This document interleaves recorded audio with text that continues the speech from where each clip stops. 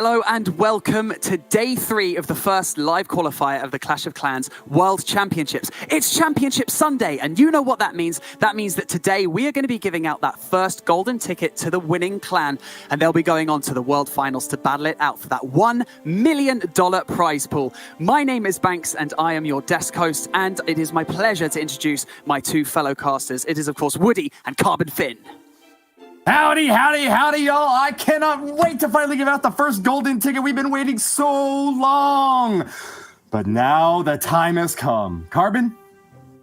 Oh, Woody, I am so excited. We have the final 4 teams here competing, like Banks said, for the $1 million prize pool. They're going to try to get that golden ticket. I cannot wait here.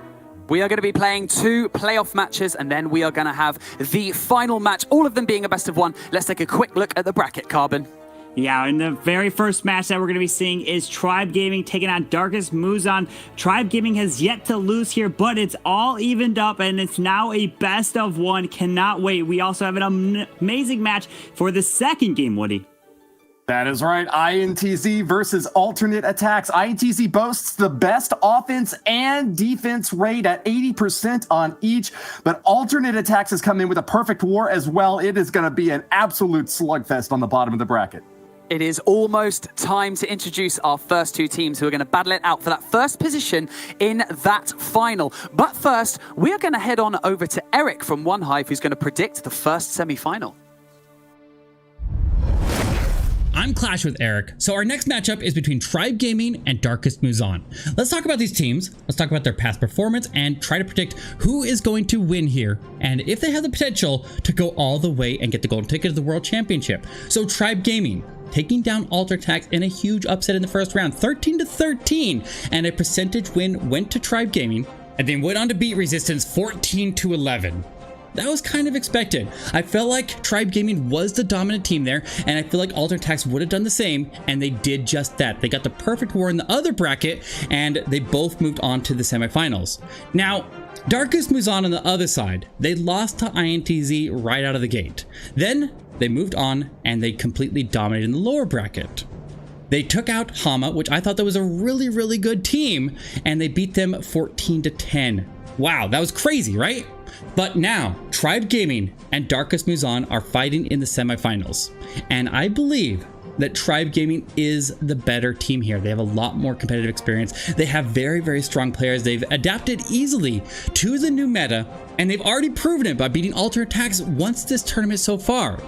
So I do believe that Tribe Gaming will win this, but I don't think they'll be able to beat Alternate Attacks again if they have to face them again, or INTZ. I really feel like the winner of Alternate Attacks and INTZ will be the team that's going to go and win it all. But good luck to both teams, and we'll see what happens. Back to you guys.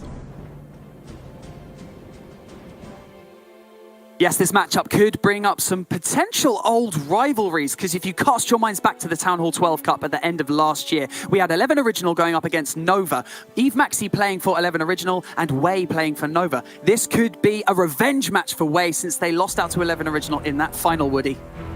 Good point there, Banks. Yeah, these 2 teams know each other very well. They've competed on the main stage. Darkest Muzan has got players that are world champions, though, and Tribe Gaming has been climbing and clawing back to prove that they're the better squad. I think that so far this month in the World Finals, in the World Championship qualifier, Tribe Gaming has been performing a little bit better. They've got a 70% hit rate and only gave up the 3rd star on 40% of the attacks against them. On the other side, Darkest Muzan have a 53% hit rate, but their defense has been really strong. 73% of the attacks against them, they've kept that 3-star at bay.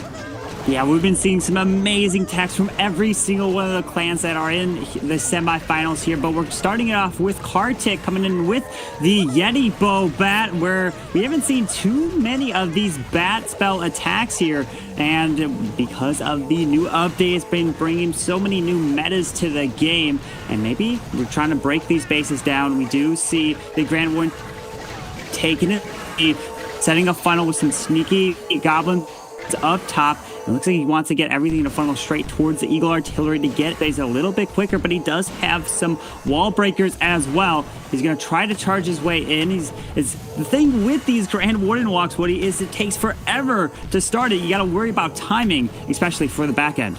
It sure does. That skeleton trap isn't really going to hurt the Grand Warden very much. The fact that it slows him down, this is the main initial stage of the attack, and Kartik is really hoping to get through it as quickly as possible. He's already over a minute in before he finally drops the first stage of the hit here. He's starting off pretty far away from the Town Hall, so you can expect him to kind of rotate toward the top end with this attack. He didn't bring any jump spells, instead, as you mentioned, opting for those bat spells, so he's going to have to bust his way through the base the old-fashioned way. Uses an early Eternal Tome there to protect from most of the front side damage here, but he won't have it on the back end. When that Town Hall explodes, it deals a ton of damage from its Death Bomb, Carbon. Yeah, absolutely. This Town Hall is still standing here. The Lava Hound's going to slow down anything in the core, but the Queen has completely gone away from the TownAll. There is the blimp going to fly in. I wonder if he wanted to use that blimp in a different location, so he was forced to drop it for this Town Hall here. The Queen, she went all the way down to the bottom side. The bowlers are doing some work. He was just trying to keep them alive, but there is the blimp for the Town Hall. He still has the bats and a Royal Champion to use, Woody. This is going nowhere where Kartik thought it would. The Queen rotating to the bottom, there's nothing to back up the firepower right there in the gut of the base. He's sending in the bat spells at the bottom now, and that's going to be his second wind here without any major splash damage structures to focus in on them. They're going to have a field day taking out those Teslas and Archer towers, but as soon as they get near this Wizard Tower, oh no, one splash goes off before the free spell. Still, they're going to be chugging away at that. Support from the World Champion on the back end is going to keep them alive a bit longer here. We're at 80%, but less than a minute left, and this firepower is just not enough to get through the rest of the base, Carbon. He's still got the bats left with about 20 seconds left. Is it going to be enough time? He's trying to push his way through. The Lava Hound is not going to do anything to his bowlers. The bats are doing some beautiful work, and look at this. Kartik still able to get the 3-star against Evecheck. When you think he was going down, he was able to save the blimp for the Town Hall. Beautiful job, Kartik coming in with the triple. Had me sweating during that entire attack, Carbon. It seemed like it was really falling apart early on, but after all, that's what makes the pro players the best at the game. They know exactly what they've got to do to keep their heads on straight, even when things don't seem to be working out for them. With 10 seconds left, it was certainly not a dominating victory here for Kartik, but the 3-star got the job done for Darkest Muzan, a squad that is ascendant now over a Tribe Gaming team that has got their boots shaken. Certainly, they're rattled now, Carbon. Yeah, we're going to see now the next attack coming in from Nick, and he is indeed using that Zap Lalo to help take down the Clan Castle, the Scatter Shot, and both, or no, at least one of the sweepers here, because there is one more pointed down south toward the Eagle Artillery. I wonder if it's kind of moving some of the defenses around with that base design, because you really want to try to take down that Clan Castle. You don't have to deal with it. It looks like he's trying to charge his, well, is there an opening in the wall? Yes, there is, up by that air defense, so he doesn't need a wall break. So as long as that's a beautiful funnel, this Queen can make her way there, and then you can Lalo around. All right, Barb King is going to be smashing through the right side over there and assisting with the funnel, like you mentioned there, Carvin. Queen is now dropped up at the top corner there, popping down a few storages here. We're getting into the midpoint of this initial phase where Nick is starting to think about where to get these Lava Hounds deployed.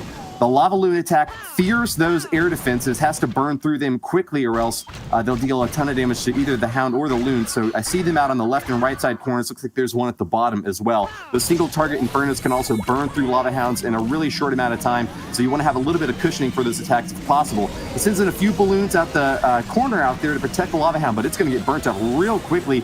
Pops and those pups should help a little bit, but he's already had to send in a second Lava Hound to back them up, Carbon.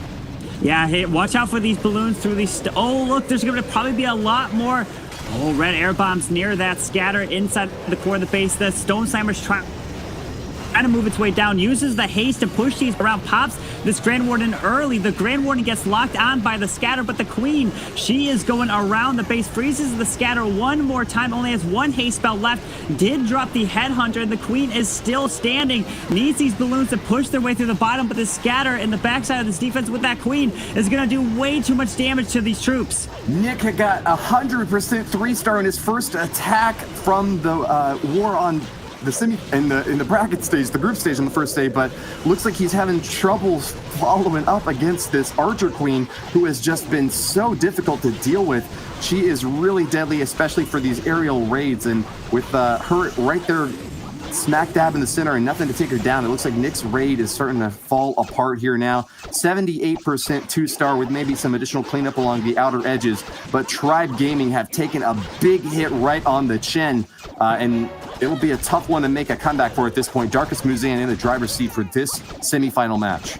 Yeah, unfortunately, that scattershot did a bunch of work. He really wanted that headhunter to try to go for that queen, but those ground expos that are protecting her will target anything that's ground, and which would be the headhunter trying to charge its way into the base, and very unfortunate going to be the 81% 2-star. So Tribe Gaming coming in this war winning is down and at a disadvantage, and Darkest Muzan is looking really good right now, Banks.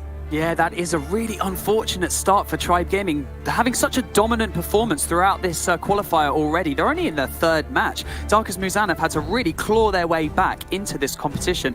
But yeah, like you said, a pretty poor start. Darkest Muzan are definitely in the driver's seat, Woody.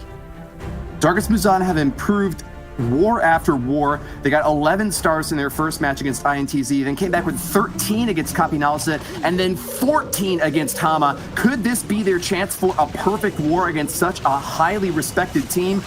Only time will tell, but Wei, one of the world champions of Clash of Clans, has got his shot right now, has got back-to-back 3-stars off his last 2 attacks, and is looking to keep the momentum going clear and strong with a hybrid hit now. 15 miners and 10 hog riders in the main phase of this attack. He's gotten the CC pull and knocked down a few of those troops up at the top side, but it looks like he didn't get a complete pull just yet here, Carbon.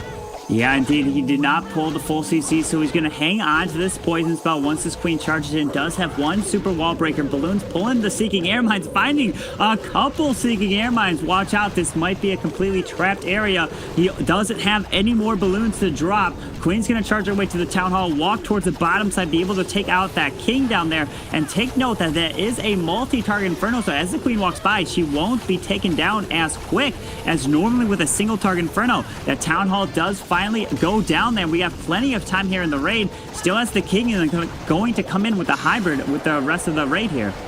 Raged up queen will stay quite healthy, but wow, that's a lot of goblins coming out of the castle. Can be tricky to deal with those fast running dudes, and looks like that poison spell is going to miss a couple of the headhunters. They're hopping into range right now, and the queen's going to be able to pop them down no trouble. Wei is still on track to victory.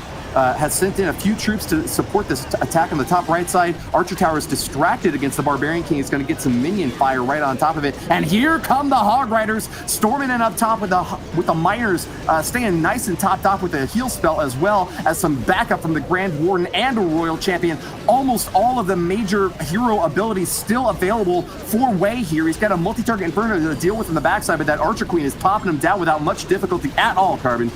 Yeah, look at the power through the rest of the space. That multi-target Inferno did absolutely nothing to the queen. Imagine if it was a single target, the queen would have went down. But he's got a ton of hogs and miners, drops the freeze, and he's going to still have the Royal Champion ability, going to be able to crush this base right here. The queen finally goes down, but with the amount of troops left, with the Grand Warden King even still on the outside, Woody, this is looking like another overwhelming 3-star for Darkest Muzan. The strongest hit we've seen so far this war. Wei has got plenty of time remaining, and even's got a swag Royal Champion ability that he didn't use. 100% 3-star, and Darkest Muzan are on a tearing rampage through these Tribe Gaming bases. We thought that Tribe Gaming, because they had only played 2 wars, have been maybe saving some of their better bases for the semis, but if that's the case, Darkest Muzan have got the magnifying glass right on top of them, examining every little single weakness and taking perfect advantage of them so far. Tribe Gaming are now really scared by a squad that they might have underestimated, Carbon. Yeah, Tribe Gaming's gonna have to answer with 3 stars because they're down right now to those 2 triples. Eve Maxi is the next one up, and he's coming in with more lightning spells. He's gonna drop it, and he's coming in with the Zap Alalo. Let's see if he can fly around the space. We do have one multi-target Inferno near the queen, and take note that we do have a ground expo near the enemy queen, so if he tries to drop the headhunter anywhere near her, or it looks like he might actually try to get the king or queen close, it's gonna be really difficult, but we're gonna have to see. We have one sweeper still up. That's pointing down south. There's the Royal Champion to help potentially grab the multi, but luckily these Skellies did just pop, so the Royal Champion should not get slowed down and should be able to take the multi-target Inferno, maybe even the air defense. Oh, another ground skeleton pop right in front of this multi here, unfortunately. Lightning Lalo, one of the strongest new attacks in the game. That Lightning Spell coming in clutch to take out key defenses. Maxi using it against the Clan Castle right there in the center, so he won't have to worry about that big defensive boon that Wei was relying on here in the backside of the base. Still, he's got the Eagle Artillery and the Archer Queen in the same compartment right there in the top right of this town hall. Maxi making his stab in there, but without any healers to back up this Archer Queen. It's just a matter of how many shots she can get off before she goes down. Targeting onto the town hall right after this Expo. Will that be enough to finish it off, Carbon? Oh, it's gonna be close, and yes, he did just get it. And take note that the King also took the air defense all the way down towards 6 o'clock, which means these hounds can fly and stay towards 9, and they won't fly all the way around. This is looking really solid for Maxi. Beautiful value. Still has the dragon that just came out, freezes the scatter shot here. He's gonna move his way around, still has this Grand Warden ability to use. Hounds are flying across his base. Hopefully he can time this right. These hounds are pulling some red air bombs. Looking really a tornado good. trap. Wow, look at these, even 2 dragons come out right there. Really unlucky tornado there for Maxi, going to slow those balloons down a bit, but fortunately for him, those Expos set to ground have got no chance at firing away at the balloons. He still has a good shot here, even though he lost most of the tanking out in front. The Stone Slammer and Lava Hounds going down really early in this raid, but has a big old dragon backing up these balloons up top. Barbarian King's not going to cause any problems for him, and a healthy Grand Warden behind this balloon army is going to keep that life aura nice and strong. Even has the Grand Warden's Eternal Tome still available for him. Hasn't used that yet, kind of surprisingly. He took a ton of damage on the front end, but was saving it for the last leg of this attack. An air defense and a wizard tower still remain on defense, but as long as he uses his Eternal Tome at the right moment, I think he'll be just fine. Drops the last haste spell, and Maxi seems to have a solid shot at making this 3-star happen, Carbon. Yeah, it's going to come down to time. He really needs his air defense to go down here. The Grand Warden does stay. Oh, he does just go down here. But the question is going to be time. Unfortunately, this dragon's going to be slow with 15 seconds left. He's got some storages, no more minions for cleanup. Oh, can the balloons split? He needs them. Oh, no, they all go down south. And it's going to be a time fail here for Maxi. He needed those minions down to help clean up, but unfortunately did not have that. And all those lava hounds, those lava pups got picked off from the air defense Archer Tower there. Banks, how unfortunate. Now they got the time fail and really down to Darkest Muzan. Yes, indeed. That's a really unfortunate time fail for me, Maxi. Tribe Gaming really needed a triple in that stage of the game because that would have just set them up to maybe come back with a comeback. But Wei looking super strong, as always, throughout this entire qualifier so far. Wei has been one of the strongest players for Darkest Muzan, and he just proved it right there again. RIP Tribe Gaming on a time fail have lost their chance to come back against Darkest Muzan. The first 2 hits from each squad have been an absolute advantage for Darkest Muzan.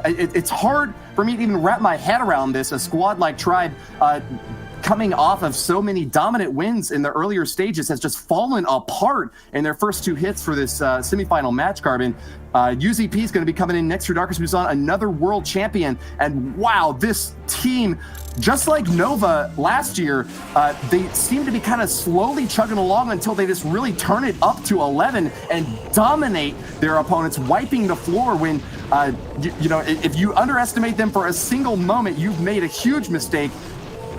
And I guess I have to fall into that category because I thought Darkest Muzan were going to drop this semis, but they are now super far ahead. Yeah, we're starting off with the Grand Warden walk here to try to take down the single target Inferno with this rage spell. The Warden does not target onto the single here, so he's going to have to invest 1 more freeze in order to take it down. So that's 2 freezes early here in the raid, and we're going to have to wait to see. He does have a Siege Barrack still to use. Potentially, the King's being used on the top side, so he can charge straight into this Town Hall with 1 Super Wall Breaker. And get ready for the charge straight in. He's looking to help take the core down, but remember, he does not have a freeze, so if he's sending the Royal Champion anywhere, hopefully he doesn't get locked down to potentially to any single target. And there is a Lava Hound that's coming out of the Clan Castle.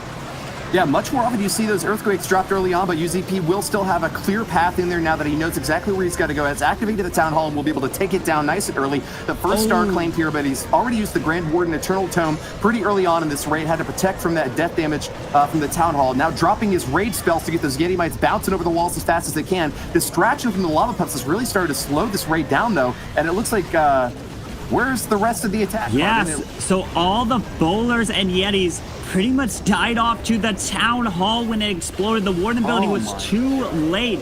And so actually it was too early because it expired by the time that the Town Hall exploded there. So he lost all the bowlers and he got so much damage to those Yetis. And now it's a matter of trying to get a little bit more percentage here. He has some hogs and wizards on the outside. This queen's still up. Oh no, she did go down in the core right there. The Grand Warden's the final thing that really can get a little bit more percent with these healers moving through, but that is a single target Inferno. This is just going to be a 2-star here for UZP. All right, the first 2-star from Darkest Muzan, giving a tiny bit of breathing room here for Tribe Gaming. Itsu's base holding up for the first time in the semifinal match. A big mistake from UZP missing the Grand Warden. I assumed that Darkest Muzan was going to hit that Warden ability on time because it's one of the most reliable and necessary things in an attack at this scale. But you're right, he used it just a little bit too early, and a millisecond's difference can make all of the difference in an attack like this. That Grand Warden's Eternal Tome necessary to protect against big splash damage from that Town Hall bomb. If you miss that one thing, as we've now seen, your entire raid's going to evaporate. Absolutely. He just popped it a little bit too early, and he didn't wait enough time because they were taking quite a bit of damage there and going to finish with the 83% 2-star. But Darkest Muzan is still looking really good right here with those 2 triples and even a higher percentage 2-star. They not only have the advantage on stars, they also have the advantage on percentage. And we were looking at the replay, which the Grand Warden ability was just too late. The bowlers kind of got stuck, killing off some of the CC troops before they moved on to the Town Hall, and then they just got totally destroyed once that Town Hall went down, Woody. Darkest Muzan missing in their third hit, not able to complete that tic-tac-toe, but Tribe Gaming will be moving back in now. Tribe has still got some really strong attackers in their squad. Eve Check and Lexnos have both got a 100% hit rate so far. So let's see if Lex can keep that up. He really needs to come in clutch for his squad right now, get that 3-star on the board, and ensure that Darkest Muzan have only got a 1-star lead over Tribe. It looks like it's going to be really tough for Tribe to win on percentage in this war. So they really need for these next 3 attacks to all be triples back to back to back. Yeah, so now he drops the lightning, but did not kill off that royal champion. So she is still just barely up with almost no health there. Was it because of the Grand Warden? I don't know. It would have been close there if that royal champion was standing in the Grand Warden circle right there. But the wall wrecker is going to be now charging its way into this town hall. Should be able to remove the royal champion with 1 shot. The king's going to be on the outside and going to come in with 44 hog riders here, Woody. But keep note that he only has 2 heal spells. The biggest threat that I can... Oh, the wall does not open here. Wait, unless the P.E.K.K.A. beats on it. The P.E.K.K.A. does open it just in time. Oh, that was close. And now pops that queen ability. The biggest threat is going to be ground skellies as he moves around with the hog riders. Yeah, it looked like a little bit of an early pop there, but he just had to make sure that the town hall goes down. With these hog riders coming in a double wave formation, half coming in at the top corner and another half being spread out in the top left side. Lexinos is aiming for that multi-target inferno on the backside, holding onto his heal spells because he knows that can really burn them up super quickly. A scatter shot is going to go down and another one shortly thereafter, holding on to that heal spell. Should expect to see that get dropped any second now as this splash damage is really coming in heavy against those hog riders. There goes only on the multi-target inferno though, a little bit of a miss from that from that free spell, but Lex has still got quite a few hogs. They're spread out pretty well. Giant bomb goes off, but the heal spell should be able to top off the rest of the hogs. They're hammering away at this this multi-target inferno, Carbon Fin. Yeah, the biggest thing, he missed that Grand Warden Eternal Tome over a giant group of the hogs, unfortunately. So they took so much damage as they moved through the core there. Does have the Royal Champion ability, but look at all these hogs. They have been picked off way too quickly, and that Grand Warden was too far away. Is he going to have just enough? Another ground skelly does pop right here. The Royal Champion, unfortunately, the Warden goes down. The hogs are all gone, and just these final defenses are going to hold here. And the Expo Bow finally goes down, but not going to have enough. I wonder if he was able to pop that Grand Warden ability just 1 second earlier. He would have been able to help save all those hogs that got taken out in the core, and he would have been able to have a giant momentum through the base. He lost that, unfortunately. Very nice try from Lex, and right now, Tribe Gaming is down tremendously with all these triples. Darkest Muzan has got it in the bag. They are looking really good. How unfortunate for Lex in that attack. Still yet to get that triple. Tribe Gaming really struggling now at the moment. Darkest Muzan can kind of ease off the pedal a little bit, be a bit more comfortable, maybe even take a few more chances. But let's take a really quick look at this replay, Woody, from Lexnos. Yeah, watch the second stage of this attack. As Carbon mentioned there, that early Grand Warden ability wound up missing out on quite a few of the hogs in the backside. He's known for being better at following along the main pack of troops, but just didn't get in the right position this time with Lexnos' attack. Might have invested a little bit too much on cleanup troops on the outer edges. Even though we brought 44 Hog Riders, that's usually more than you even see with Mass Hog attack, but didn't have any miners in that squad. They are a little bit more effective as long as you aren't worried about any key defensive structures, and so maybe that's just one of the advantages to bring in a hybrid squad rather than relying solely on Hog Riders. Nice snipe here from Chin. Notices a mortar in the top left, undefended to air. We'll use a minion to be able to drop that down. And that just really highlights for me the fact that Darkest Muzan are reshaping the metagame now. Their defenses have just been so impossibly difficult to crack. Not a single triple so far from Tribe Gaming. They have just read the playbook as they are writing it. Darkest Muzan just really responding on the fly and finding exactly what Tribe can't figure out to move forward in the semifinal. Yeah, we're seeing now Chen coming in with the Queen Charge, going in with the hybrid as well. Does pop this Lava Hound here. Gonna charge this Queen straight in with 2 super wall breakers. He's gonna take his time. Can't reach the Town Hall from this angle here. There's the balloon to test for Seeking Air Mines. The super wall breaker is going in here. Oh, pulls a Seeking Air Mine right there on the healers, and that loon finds one of them, so gonna be safe, and gotta make sure he does freeze that up so the Queen doesn't go down, and finally does just drop it. Where's the Queen? Oh, the Queen's gonna step up for the Town Hall. Can he take it? No, has to invest that free spell before the healers get taken out, Woody, but the single target Inferno, it needs to go down to keep this Queen alive, and it does, just perfectly timed right there. Chen is moving stepwise against every major defense of the space and knocking them down in turn. Lexnos has got a relatively bad spread against this Archer Queen charge, which is torn through the bottom corner of this base. Finally finding some resistance from this air defense, popping down the healers over on the left side corner, but it's just too little too late to deny Chen. Moving in with the main bulk of his troops now. He's got Hog Riders and Miners in this hybrid squad that are ripping through the top right corner and seem to be facing very little resistance. Lexnos' defense is falling apart now as another Scattershotter is about to go down. Finished off and kept nice and healthy with these heal spells. Chen is looking for a 3-star, and it looks like it's going to be hard to deny him that win, Carvin. Yeah, the world champion just pops her ability right there. Has a ton of hogs coming around to join up with the force, taking out this single target Inferno, find some spring traps, but there is not many defenses left, and it's looking like Darkest Muzan's going to put up another triple here into the match with 35 seconds. It's going to be plenty of time. Beautiful hit with the hybrid, taking down these bases. I wonder if it's going to be the base design they're trying to defend against certain attack strategies, maybe with the lightning spells, but coming in with the hybrid attacks, able to take it down. Very nice job right there. Out of all of the professional commentary, not a single time did I hear someone say that Darkest Muzan was the favorite in this match against Tribe Gaming. When we polled stream chat, over 80% of the respondents said that Tribe Gaming was the above all favorite to win. What has happened in the past half hour, Carbon, that has led Darkest Muzan on such a massive victory over this squad?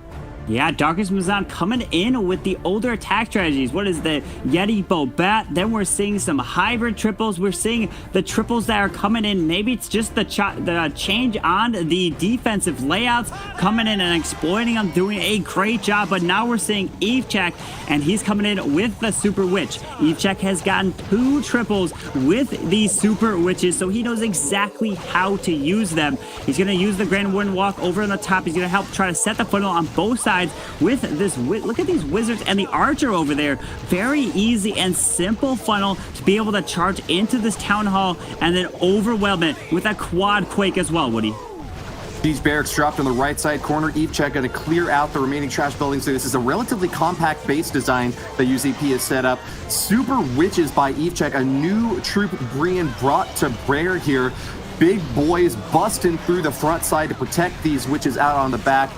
And the healers are starting to group up with the rest of the attack now as they jump on in to take that town hall early on. First star will be claimed by EveCheck as he moves into the later stage of the base. A tornado trap going to slow things down, and a giant bomb explodes. But nice catch, EveCheck triggers that Grand Warden Eternal Tome just in time, but will it stay up long enough to protect him from the Town Hall bomb? No! The bomb! Kablooey! EveCheck's forces have been decimated.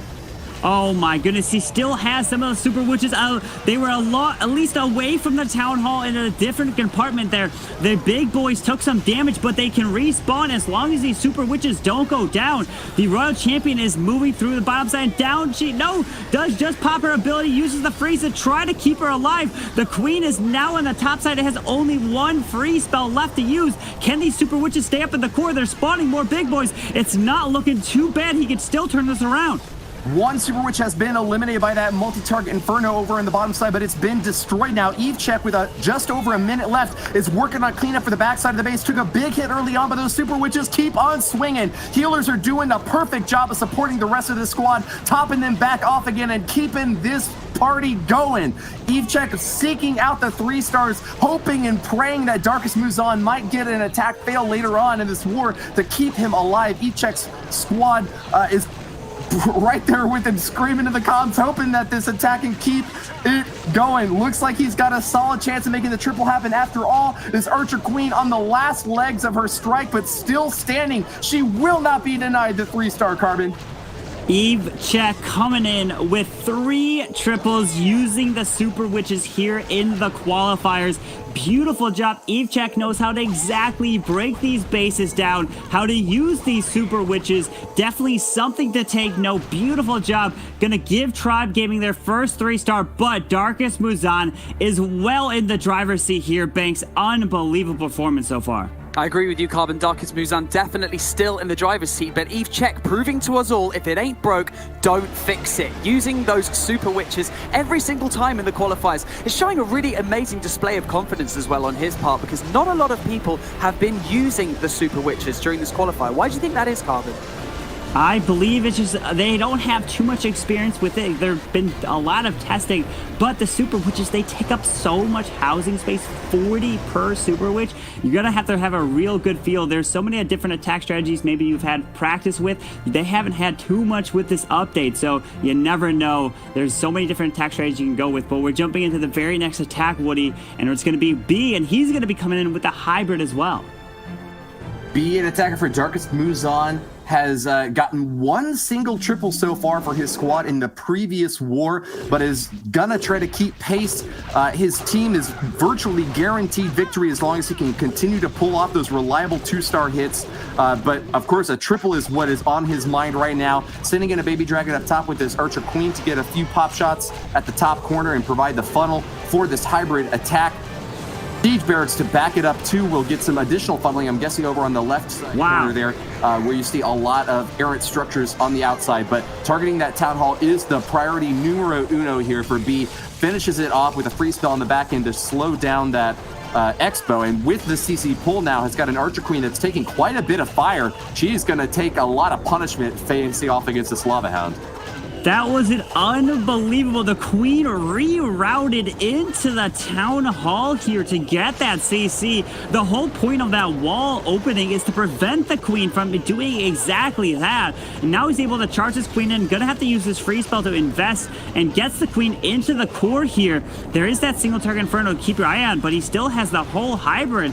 I don't know, he was maybe planning on to have get that queen to the town hall some other way, but he still was able to do it. Hybrid's coming down. The single single target Inferno is going to be distracted. Still waiting on the Hogs. Finally does drop them. Royal Champion. This is looking really good. The Queen can get some great value as the hybrid moves towards that Eagle Artillery. Yeah, and crucially still has the Archer Queen ability that he can use anytime he needs. There it goes, pops against the enemy Archer Queen and finishes her off. Still see that Barbarian King and the Royal Champion on the backside, which could cause some trouble for these Hog Riders. Got to keep those miners focused right on their task, and that's what B has done a perfect job of doing so far. Giant Bomb's going to go off, but with a heal spell right on top of them, I think that those troops are going to remain quite safe with a Grand Warden to back them up to that life ore. It's keeping these troops nice and topped off. That Queen is going to get a few pop shots against a wall here, but as long as the single target Inferno doesn't lock, she should be safe. This 3-star is looking easy to claim here for B.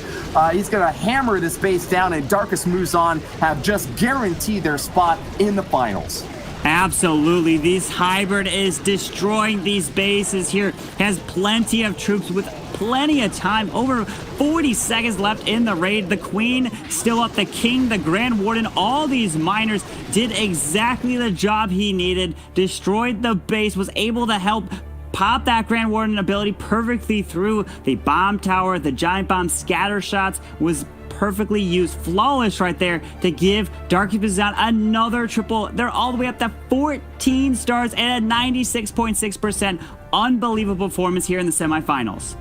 80% hit rate for Darkest Muzan against one of the strongest clans in the whole world. Tribe Gaming has cracked and fallen in this semifinal match, but let's get one more chance to cheer on our squad. Itsu will be moving in for the final hit of this war to send Darkest Muzan packing one more time before they head out. Tribe Gaming have put up an excellent fight here, but we'll have to wait until another couple of months before they get a chance to move back into the qualifiers. They didn't qualify for the next month's competition, but well played to them on this time around. They're going to get a few more fans, but not the golden ticket, Carbon. Yeah, we're going to see now the Queen, the King, going to charge its way straight into this town hall. Going to be able to take out the... Oh, wait, the Queen going the wrong way with the laboratory up top, dropping a few hogs and a balloon, trying to help set this funnel. But the Queen might not go towards this town hall. With that pulling the Queen away, so this town hall is going to stay. Unfortunately, not going to get there. That was the whole value. He determined he really needed that to help set up the funnel for the Hog Riders. Archer Queen's still alive, though. She's going to pop away at this expo, but what will she do next? Paths to the top. Not good news for Itsu, who was hoping this Archer Queen could go easy for the town hall. The pathing is going to be all screwed up now, and it's going to force him to have to reconsider his mode of attack. He brought a Stone Slammer in here, but he might be able to swap it out for a Battle Blimp if he wants to have something go directly for the Town Hall. Remember, until it gets activated at 51% damage or taking a shot itself, it will not be a defensive structure, and therefore will not pull the fire from troops that target defenses like the Hog Rider. Absolutely. Now the Grand Warden, he might be saving onto this Royal Champion for the Town Hall. Now pops that Grand Warden ability, or at least still has the Stone. Nope. Decides to use the Royal Champion now towards the other side. Stone Slammer will have to be used for this Town Hall as all the Hogs are moving around. But the enemy Queen is going down to these Headhunters. Can she go down? And yes, she finally does. Hogs are moving through, but with this Eagle up, did he have the right pathing? The Hogs are trying to push their way through. There's quite a bit of defenses, and the Eagle Artillery is doing a massive work here around as the Hogs are moving through. Itsu trying to keep these Hogs topped off, but they're finding giant bombs all over this map. No minesweeping to keep them safe, and it looks like Itsu doesn't even have a plan for the back end. He's got a scatter shot still up and has taken a ton of firepower. He's doing his best to finish off the remaining defenses and has actually got most of them finished off, but there's no cleanup for this base except for this one lone Stone Slammer. Never count him out, though. We've seen Itsu pull off more difficult tasks in the past. In fact, just in this qualifier series, he missed the Town Hall early on, but still was able to pull off the 3-star. So keep an eye on these troops now dropping from the Stone Slammer. It's going to be Hog Riders, but they take a massive hit from the scatter shot just as soon as they land. Those paratroop and Hogs are in for disaster. Itsu trying to clean up along the top edge, but even if he had the troops, I don't think he's got the time here. 86% in climbing, but just 10 seconds left to countdown, Carbon. Yeah, unfortunately, that queen going the wrong way, not going into that single target inferno really hurt. He wanted to take the town hall down, use the stone slammer in a completely different compartment of the base. Really nice try from Itsu there, but congratulations to Darkest Muzan as they will be advancing to the grand finals, 14-11. Unbelievable performance. Yes, unfortunately for Tribe Gaming, the favourites going into this match, they unfortunately do not manage to close it out. They're going to be sent packing. Darkest Muzan take that first spot in the finals and for that golden ticket. So let's take a look at these stats right here. Unfortunately, Tribe Gaming just not managing to quite keep up with Darkest Muzan. It was an unfortunate circumstance, but now we're going to see. Now we're going to have to find out, actually, who is going to be joining them in the final. And an outstanding performance from Darkest Muzan, maintaining their composure and cruising through that final with an 80% hit rate, like Woody said. Carbon, what an unbelievable match. It was absolutely unbelievable to see everything going down. I can't wait to see who is going to be joining Darkest Muzan in the finals, man. Banks, it's going to be great. It really is. And now I'm going to hand you over to our resident expert. It's Judo at the Telestrator. Thank you, Banks. They were cruising indeed. Darkest Muzan doing what they needed to do, and I really liked the attack by Wei because he used multiple phases, so let's explain that to you. Starting off with the Yeti blimp in towards this top area. Now what he's trying to get is good value in taking out defenses, but also luring the clan castle. Recognizes that the tornado trap is in the area, so has to pop the battle blimp, and unfortunately, that means he does not pull all of the clan castle troops, but Wei recognizes that and allows the queen, as she walks down, to get into the base and take out the rest of the troops once she is there. Now, in order to send the queen in, we have to set off the funnel at the other side. Cut that funnel off so that the queen will walk in, she gets the town hall, and will lure the clan castle troops. Now, the reason it is so important with a hybrid attack is that if there's ice golems in the clan castle, they can slow down your hybrid, so you've got to make sure you take it out initially if you don't know what's in there, such as the single attack format. Now, I like the quick adaptation as well, freezing the headhunters, because they will do damage and take out your queen if you're not careful. But if we take a look at the wider picture now, with the Yeti blimp and the queen charge, we've taken the entire top area of the base down. The king is doing the same over to the right-hand side of the base, and ultimately that is what you have to do with the hybrid. Send the miners in first. Because they target anything, you've got to have that pathing, and the hog riders will catch up because they're quicker. Now, an easy way to think about the spells is use a heal spell first, followed by your Grand Warden's ability in the center because there's more dangerous defenses. Maybe you've got a rage left over, and then use a heal on the back end of the base as well as the hogs and miners come out of the Grand Warden's ability. In this case, into a multi and scatter shot. Definitely needed. A fantastic performance by Darkest Muzan. I am very much looking forward to seeing who is going to be joining them, but let's find out who Eric thinks it will be. I'm Clash with Eric, and I want to go over my predictions for the upcoming match between INTZ and Alternate Attacks. What an incredible show it's been so far, but the best is yet to come. INTZ versus Alternate Attacks. Now, I initially thought these two teams would meet each other in the finals going undefeated all the way. That obviously didn't happen. Alternate Attacks went down to Tribe Gaming in what I consider an upset. Now, that pushed them to lower bracket. They dominated there. They easily secured the spot for the semifinals, but it pushed them to the opposite side of the bracket, and they're going to face INTZ. Now, both of these teams are coming into this after a perfect war. They have a lot of momentum. They have a lot of confidence, but these two teams have recently fought each other. They fought in the EWU Championship just recently, and INTZ crushed Alternate Attacks. I believe that that is going to happen again. I believe that INTZ is going to be better adjusted to the meta. They have a lot of really good Lalo players. They can take advantage of the new Zapquake Lalo. They're really good with the headhunters from what I've seen so far. They have players like Marino, who can definitely clutch those 3 stars, and he is going amazing for this tournament so far, and I expect him to continue that.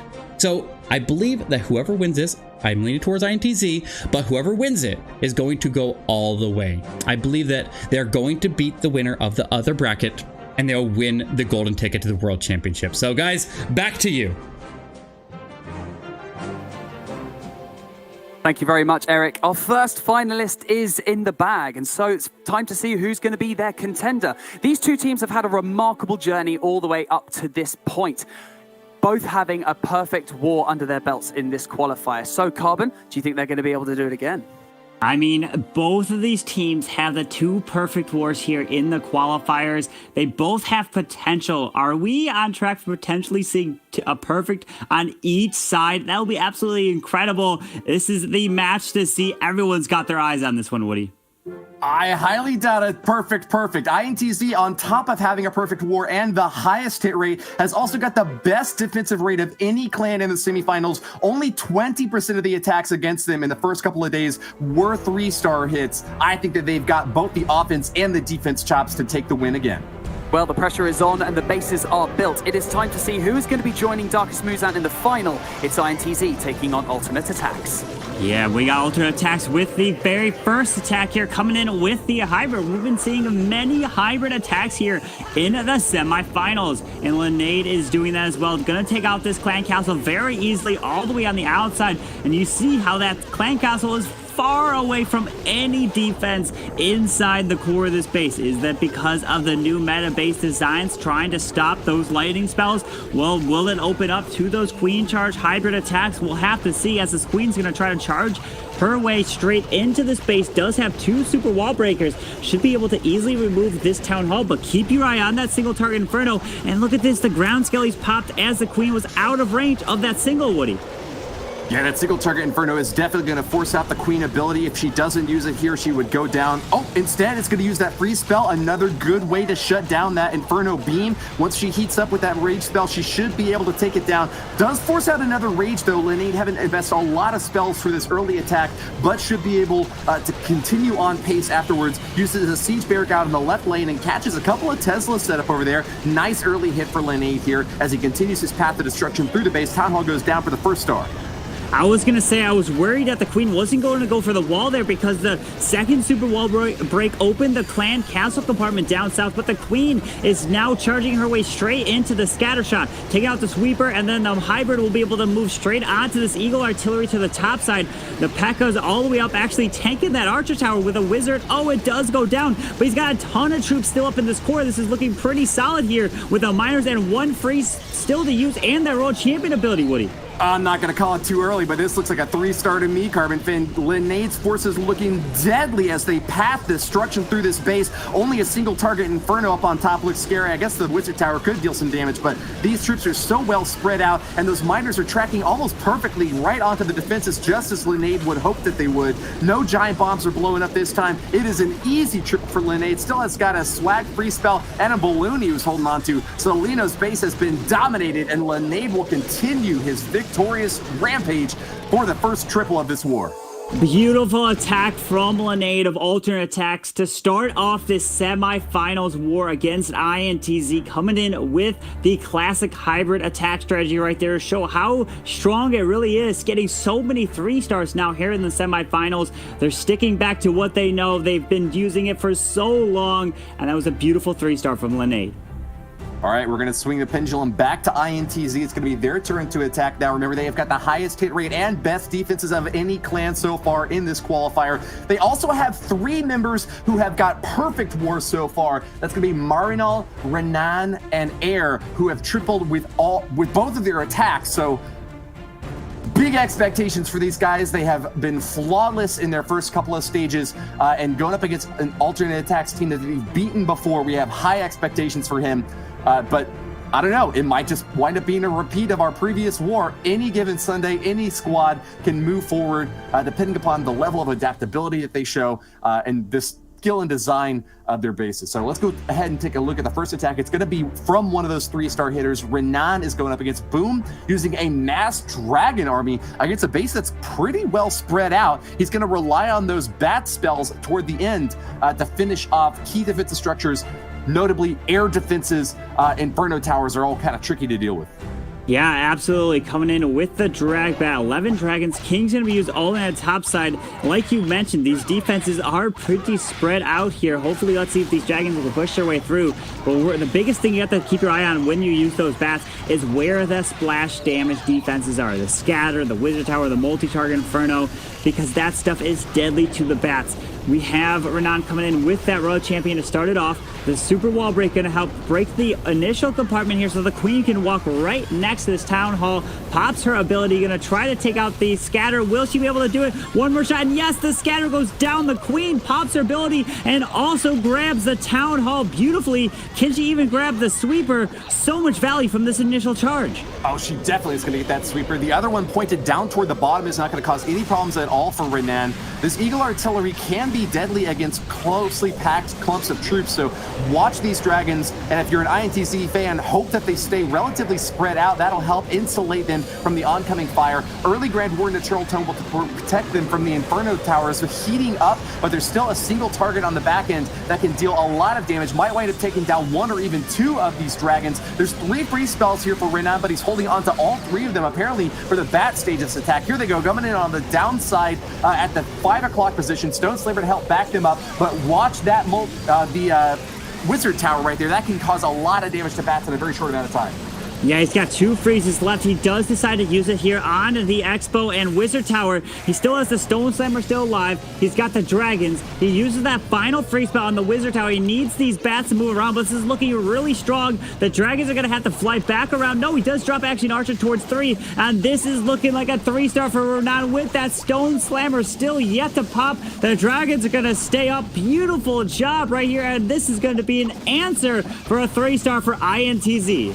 Awesome read by Renan. You don't see those Mass Dragons all that often, but when the base does call for them, as you can see, they can get the job done. Mass Drags and Mass E-Drags, high-flying aerial attack that is able to rival the Laloon in some of the most crucial circumstances. But when those base defenses are so spread out, makes it difficult to drop lightning and earthquake on them. Sometimes you just got to call in the big guns, Carbon. Yeah, absolutely. Some crazy stuff. Banks, this is some amazing war right here. Back-to-back triples. Yes, indeed. The captain from Alternate Attacks, Boom, was not able to fend off Renan's attack. What an incredible start to this matchup. 2 triples to kick us off. This is looking to be a spicy war. Oh, yes, it definitely is. Oh, these dragons push their way straight through the core with that multi-target inferno. And man, that Stone Slammer didn't even pop, Woody. It didn't, yeah. It held on to it until the very end of the raid when he used it for cleanup, but yeah, plenty of time afterwards. So hats off to him. Congratulations on the first triple. Keeping pace with alternate attacks.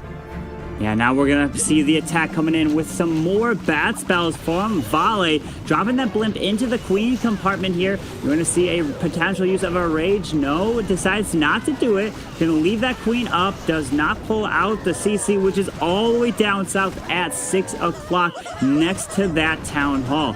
Does start this Grand Warden. You're going to have the Warden set this funnel here, taking his time. Because you don't want to drop that Warden and then drop the blimp, because if it's too close, that Warden will go and follow that blimp once it pops with those Yetis that would come out. So that's happened to me before. I've done it, so I definitely have the experience to know where you don't want to just deploy the Warden a little bit too early. Still is waiting on the healers, and the beautiful job of waiting on these healers here is that these healers can go straight onto these Yetis. Don't need it for the Grand Warden, so you're not risking the healers staying away from the main group that you need. Yeah, the advantage of his really long range is that he can snipe down a lot of buildings in a pretty short amount of time, especially when they're undefended, like in the base that Bernal had set up here. Volley moving in straight toward that multi-target Inferno through the Giga Inferno at the Town Hall and busting it down in short order. Uses the Grand Warden's Eternal Tome. Perfect timing there. Popped it a little early, but still just in time to protect from the big blast of the Town Hall. Moving along the bottom corner of this base, so he hasn't really found much of a way to crack into the interior. He's going to rely on that Archer Queen to get a few pop shots over on the right side corner, but still has to face down against an Eagle Artillery up on the top. Hopefully the bats can get it. That's the next target. There they go, swooping on in and taking it down. Yeah, there's the biggest thing. Now the bats gonna need to clear this whole top side. They're gonna grab the Eagle Artillery. There are no air targeting things other than the air defenses, but they target these bats so slow, so they're not a threat to the bats as they move around. The Expo and the Wizard Towers are a big threat. He's pushing his way through. The World Champion is doing a lot of work to these bats. Still has his King ability. One freeze left. Needs to take out the single target Inferno. Drops the freeze finally. Oh my goodness, look at this World Champion just running around to these bats here. Double duty with that freeze spell, protecting the Grand Warden from the single target Inferno and protecting the bats from that Wizard Tower. Vale is absolutely up to the task. Alternate attacks are on their way to another triple. This is going to be a killer war, Carbon. I'm really looking forward to the fireworks continuing to go off here as alternate attacks get 6 stars in their first 2 hits. Oh my goodness, this back-to-back 4 triples in a row in this war. Absolutely incredible to see all these 3 stars.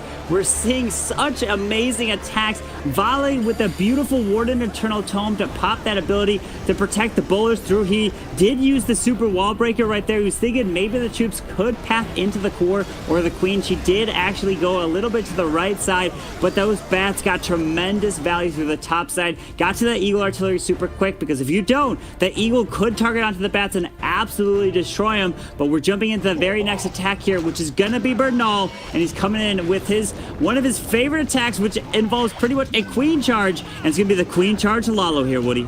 Yeah, Bernal is known for being one of the best queen charge players in the game, able to pierce multiple walls with very little resistance, cracks through the outer layers there with a super wall breaker, and is holding on to his 5 healers until he gets just the perfect positioning here. He's already sent a baby dragon and maybe kind of scope around and find a seeking air mine, but doesn't see one. Instead, he's going to add a balloon on top here, but it's a little bit behind those healers. Going to have to path forward if it's going to protect him from it. Looks like he does get it out just in time. Bernal from INTZ, known for being one of the stronger attackers on this squad. In fact, most of the players that we asked here said that he has got the highest hit rate from anyone on their team, so expect to see great things from him here. The perfect war v perfect war is still possible. The dream is alive.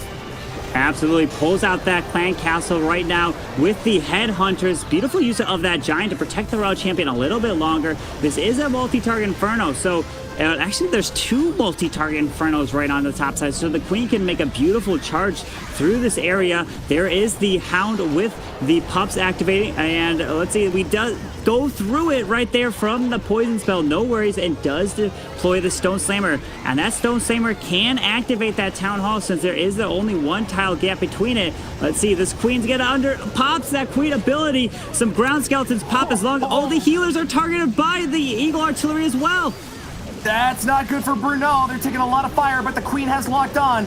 Finally takes down that multi-target Inferno, but I don't know if she's got it in her to take down this Eagle Artillery. She's shooting, she's firing away, doesn't have her ability though, and the Eagle survives. Bad news for Bernal. That could be a lot of damage. He's really got to get to the Eagle Artillery fast. Sends in the balloons with the protection of the Grand Warden and uses that Eternal Tome ability to protect them from that Town Hall damage, but the Eagle Artillery on the backside is not their first target. Moving forward to Expo first. Will they be able to path over toward the left? I'm a bit worried. A big bomb goes off and Bernal's forces have been destroyed, Carbon.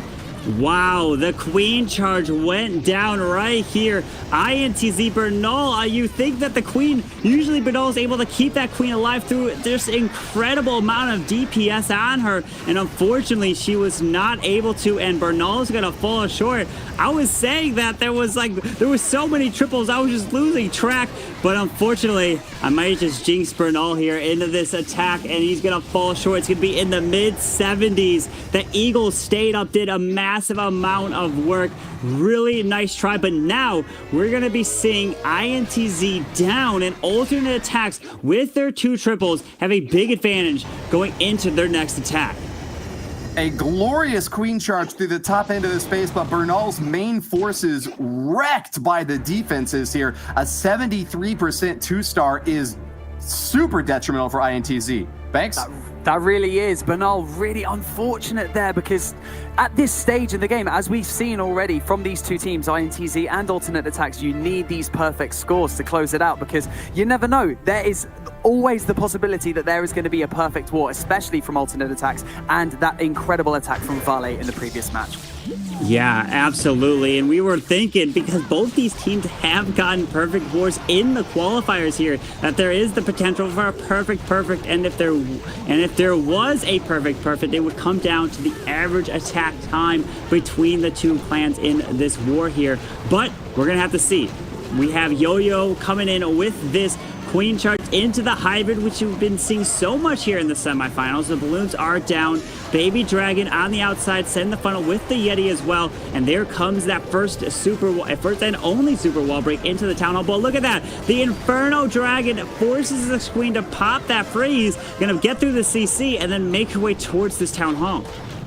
Poison spell to take down those pups in a rage to try to keep her nice and pointed on target, healed up as well. JoJo's had to spend a lot of spells off the front end here, but he will be rewarded with a Town Hall kill. Archer Queen gets the lock on, but wow, those scatter shot hits have destroyed a huge chunk of those healers' hit point pool. Gotta be wary of that sort of hit, especially when you're relying so much on the Queen. The healers are actually going to split up now, interestingly enough. A couple of them pathing through the top to support these Hog Riders on the top end. We got a couple of more heal spells left to support them as well. Multi-target Infernos in the back end deal a ton of damage to a hybrid hit like this, so gotta keep them topped off. That actually winds up playing to JoJo's benefit, but I'm not sure if he's got the force to deal enough damage to get through these defenses. Multi-targets are just wrecking this hit so far, Carbon. Yeah, there's the multi-target Infernos on the top side. The Royal Champion is doing amazing work. The Air Expo is taking out these healers, and unfortunately, a lot of these troops, they did path around the top side. Is he going to have enough to move his way through? The Royal Champion Hogs finally come out of the siege barracks, but that the two multis up top are doing amazing work here, Woody. JoJo finally given the same sort of attack that INTZ just put up. Looks like they're going to be both neck and neck now with a couple of 3-stars, but not able to pull off the triple here. He's going to continue to path around the bottom side of the space, though, and to his advantage, has got a lot of easy snipes to get that overall damage percentage up. Expected to go actually up into the mid-high 80% with this healed up Queen. She doesn't have her ability left, but the only big targets that I see that she's got to face up against are going to be a multi-target Inferno and that Royal Champion. Ought to be able to survive those, so it's just going to be a matter of time to see how many buildings she can take down before things run out.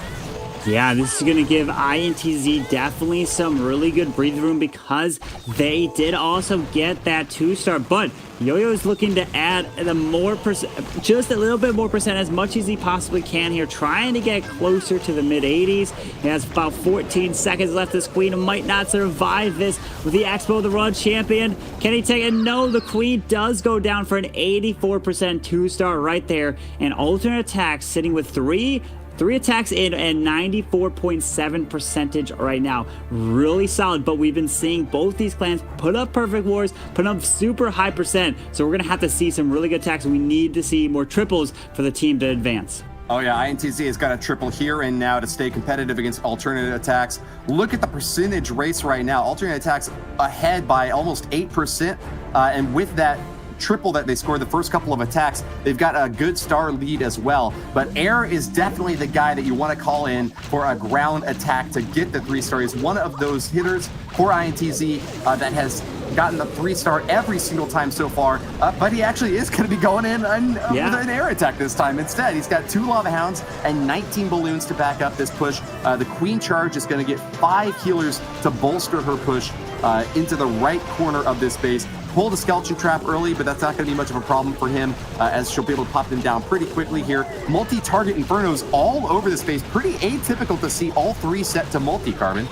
Yeah, deciding to run the multi-target Infernos. He did not pull out the full CC, and he did not take out that multi-target Inferno, so that could come to backfire, especially with a Lalo, and he only has 18 balloons. That is not many balloons, which means he's going to rely on this Queen charge to take out so much of this base. And he knows since they are multi-target Infernos, the Queen won't go down to a single, so it's looking pretty strong. As long as the Queen can stay alive, the Lava Hound will go down super easily. The Royal Champion's moving her way through, and as long as there's the Town Hall finally activates. Royal Champion's not going to make it past it all too much. But this Queen has potential. Wait a second. Will she target? Yes. Oh, no! Oh, no! The Queen! forces out her ability, and the scatter shot instantly annihilates her. The splash damage from that structure goes through even when she's invisible, can't be targeted, but can still take damage. Air's attack has just completely fallen apart. Nothing left to say, Carbon Fin. There is no chance at a 3-star now. No, not at all. With that queen going down, that scatter shot did so much work to the queen. And remember, if you rely onto the queen auto ability, you could potentially lose her if it's that close. And now the eagle all the way on the bottom side. Are we seeing a comeback to all multi-target infernos potentially? Because we are seeing the air attacks coming back. Because if you go up against multis and air expos, that is super difficult to get that 3-star. But look at this. This is going to be the lowest percentage attack of this war and almost one of the lowest percentage of the whole qualifiers, Woody. Air has bought the farm and no one's buying his goods. Only barely scoring the 2-star here now, pushing into the 60% range, but struggling even just to get that. Laboratory's going to go down and give him just one tiny little bit of help. But wow, INTZ have taken this opportunity and not been able to do hardly anything with it. Alternate attacks defenses are holding up so incredibly well. We questioned whether Volley was making the right call there with those 3 multi-target Infernos, but if you don't have a reliable way to get them down, you're in a lot of trouble, Banks. INTZ were potentially granted a gift right there to get right back into this match, and they've just squandered it. 60% 2-stars. So unfortunate. Let's take a really quick look at the replay and just see where it all went wrong for Air, Carbon. Yeah, unfortunately, that queen going down, he was relying on that queen to stay alive, to help take out the town hall, to scatter the enemy queen, and grab all of that value as he moved around the bottom side of that base. Unfortunate, because he didn't have that many balloons. He was relying on that queen to stay alive the whole time. Yeah, super unfortunate to see an early stage hit like that fall apart. Got to go take some notes from Bernal, I guess. He's the guy who is best known for his queen charging, but let's go ahead and move on into the next attack. It's going to be from Ast. Ast from alternate attacks has got a really strong hit rate as well. He got 2 triples in the first couple of wars for alternate attacks. And is moving in now with another hybrid army, one of the highest hit rate squads in the game ever since the recent update. Going to use his CC Yetis to kind of smash through this top left side, taking down a single target Inferno. But an Inferno Dragon still remains. Could cause some problems for Ast as it's going to path onto the Archer Queen later. Got to keep him away from heating up or else he can deal a massive amount of damage. And here it goes now. Healers are going to be moving in to support as well. Looks like she'll be able to pop it down. Yeah, that Inferno Dragon will go down to the poison, and look at this Inferno Tower. This single target Inferno all by itself in the core of this base. A very awkward position here. Let's see how he's going to try to get this queen to path through it. The healers are underage. There's the next super wall break to help try to force this queen towards his Eagle Artillery. Looking pretty solid so far. And where's this queen going to go? No more wall breakers. She should be able to grab the Eagle. There comes the Hive. We're going to charge its way through. And this queen potentially can start to be on the wall to grab that single target Inferno as long as she stays out of range here, Woody. Hog Riders are moving in and starting to hammer away at the right side corner here. Single target Infernos are no problem for them at all. Ast is going to keep them drilling through this base with the Grand Warden and Royal Champion to back up their hits. These defenses are getting annihilated. Nar mode through the bottom corner now. A big giant bomb's going to go off, but the Eternal Tome will protect them. Starting to hammer away at the Town Hall. Can they keep the Eternal Tome up in time? Yes, they will be protected from the big bomb that goes off there, and that should be the clear path with a 3-star for Ast. Oh, beautiful job. Was able to pop that Warden ability, perfectly timed, and was able to save everything through all those shots. And look at this. Royal Champion ability still alive. Look at all these miners still moving their way through. Queen's got her ability. She's going to walk all the way up and around, and the miners are going to come through. Granted, the Hogs did die off here, and the miners don't have too much health. But with this Queen ability, she's going to be able to do massive amount of work. RC pops her ability, takes down some of the Teslas.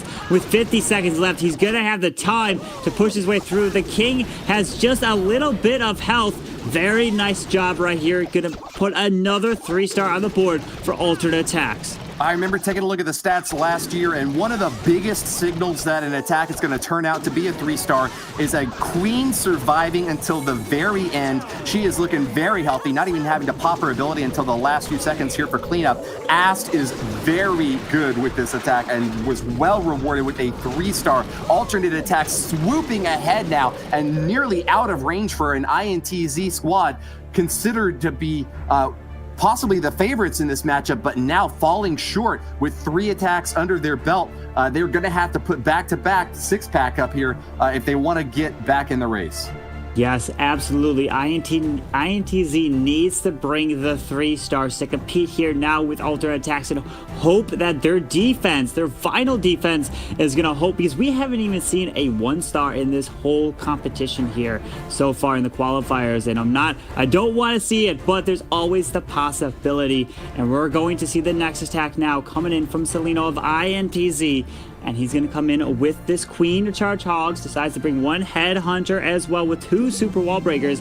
And look at that clan castle all the way in the core, and there's no value around it, which means going to have to deal with it somehow. Here comes the blimp over towards 3 o'clock. Needs to help take this section down, potentially going to try to charge this queen into the town hall. There it is, drops a rage. Look, gets to this air defense, pulls that CC out, and going to be able to take the scatter out as well. Going to be some nice value with this blimp so far.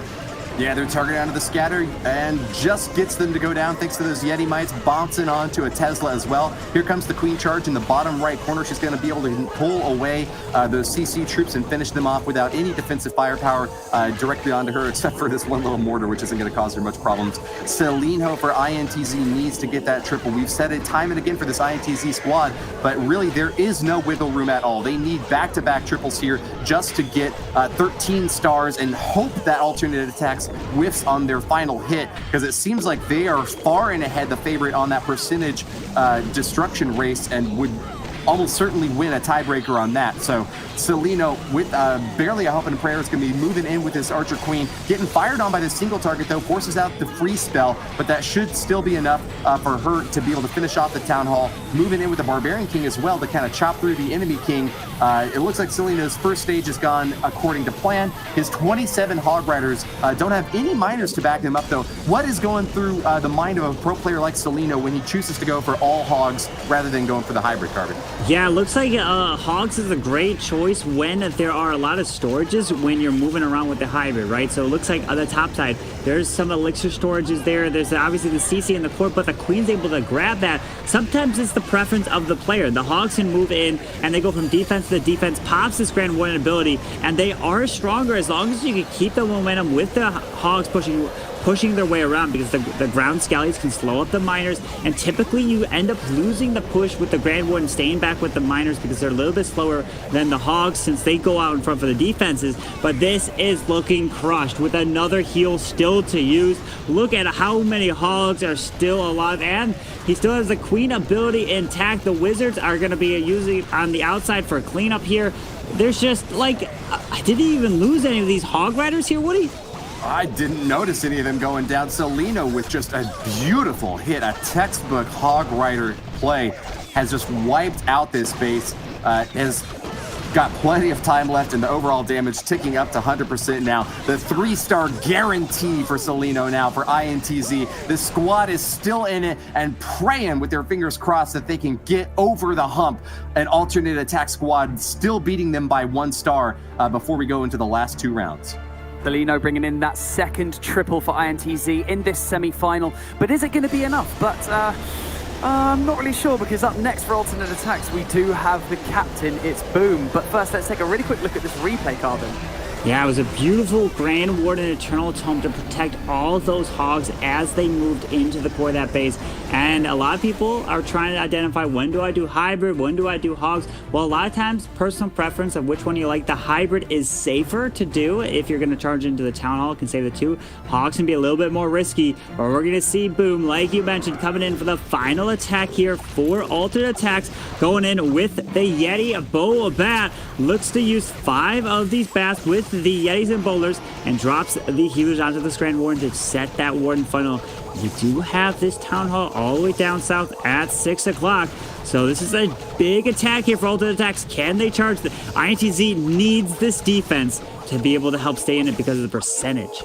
Boom and Marinol, the pitch hitters for these two squads. They both have been flawless in their attack so far. 5 hits from these two guys combined, and all 5 of them have been 3-star hits. It's Boom for alternate attacks, trying to deliver the nail into the coffin with a 3-star here. Alternate attacks moves ahead to the finals. Impossible for INTZ to catch up. And as you mentioned, Carbon, it's got to be a 1-star to give INTZ even the slimmest chance. Maybe a 2-star, really low percentage could get INTZ back in the fight, but Boom is not known for giving up that easily. The Yeti smash with 5 bats to back it up is going to deal a massive amount of damage. Cruising around toward the bottom side of the space where that town hall is situated. He's looking really strong with his early Warden ability to protect the troops as they take a ton of shots from the scatter shot. They're moving in now through this top right side compartment and starting to crunch away at the main stage of the space. Yeah, unfortunately, that Warden ability was super early there. And I think the Queen getting locked down. Did he miss one of the troops to try to get into the core? The Blimp is going to take this town hall down. But can he adapt here? I don't know if it's going exactly the plan. Because usually you don't ever want to pop the ability for that Warden super early unless you have wall breakers, a Blimp to try to charge his way in. He's pushing his way with a Giant outside. He still has the bats to use. And there's the Headhunters. They're going to run all the way to the core to that Queen. But the enemy Queen is still alive in the core. Oh, this is not looking good. Yeah, a bit late on that super wall break, but still has got 5 bat spells that he'll be able to drop, backing him up with 3 freezes up top. If we zoom out, we can see the entirety of the attack here as he's dropping these free spells to try to protect these bats from the wizard tower. But yeah, as you noted, that living Archer Queen up on top is going to be enough to defend here. Boom from alternate attacks slipping up in a rare misplay here, giving them just over 71% now as the Queen goes down. There's going to be some additional cleanup along the outer edge here. But I don't know, even with this relative misplay, alternate attacks might still be out of range for INTZ to catch up. We're going to have to crunch the numbers on the backside.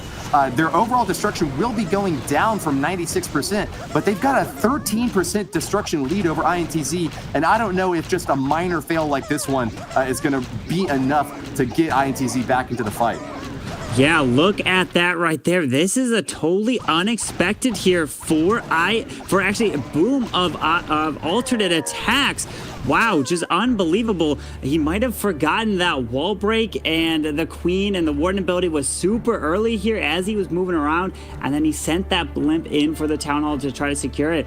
But there's a lot of things that went unfortunate that he would have definitely changed. Very nice try from Boom, but now INTZ are looking to get this 3-star right here, and it looks like if they do, can they get the percent victory, because they'll tie it all up on stars. Unbelievable. Yeah, I'm crunching numbers right now, and 83.2% with the additional 20%. Looks like they could get up to just an 86.5%, even if they triple here. So I don't think it's possible for INTZ to make the comeback happen, but leave the number crunching for the folks at home. I'm excited to watch Marinol, one of the strongest attackers from INTZ and one of the most consistent 3-star hitters. Let's see what he does here. Starting off with a CC strike, takes it down with the lightning spells and earthquakes as well, right in the gut of the base before he moves in with his triple lava hound, 31 balloon army. No healers for the Queen this time. It's going to be all about the troops to get the job done. Yeah, this Royal Champion is going to be used on the outside. It doesn't matter. Marinol has to triple here. The Queen is down south, coming in with the Suilal, with the Zablal, pretty much, because those lightnings took out the Clan Castle, got the other sweeper on that side. We do have the scatter shot that is hitting onto this Queen. The King burns his ability to run around. Ground Skeleton does pop on each side here, so he's not going to be able to grab the tunnel. I don't really think he expected to, because that would have been an incredible amount of value to try to take that down here. But the Queen is going to activate a Town Hall just barely, and now he can fly his way straight in. Does decide to use that Blimp right there. Yeah, Battle Blimp at the bottom corner directs straight onto the Town Hall and will pop right over it as long as he's brought some troops that... Oh, he's got a Lava Hound in there. Thought that he would have something else. Yeah, the Sneaky Goblins will be good enough to finish off the Town Hall for the first start here. Marinol continuing his path of destruction to the left corner of the base, dropping some minions on the outer edge to get some cleanup, backing up those balloons as well. He's got a few haste spells and free spells to accompany this push, but man, these balloons are really spread out and are going to need some excellent coverage from Lava Hounds that are going in just a bit too fast for my liking. Marinol's popping those hounds early on, but wow, he's got an awesome spread on these balloons. Free spell on the Eagle Artillery, but that Archer Queen Oh no, Archer Queen's down. That's a Barbarian King that got frozen there. He's not going to cause any trouble for the raid, and with the last pop there, I think that Mario might just have this one, Carbon. It's going to come down to this Royal Champion. The Lava Pups are on her. He does have the Grand War Eternal Tome still to use. Pops it finally. But unfortunately, the Royal Champion is going to do so much work. The Grand Warden's going to go down here. He gets targeted by the single target Inferno. I don't think these Blues are going to have it. This is looking like a defense for Yo-Yo.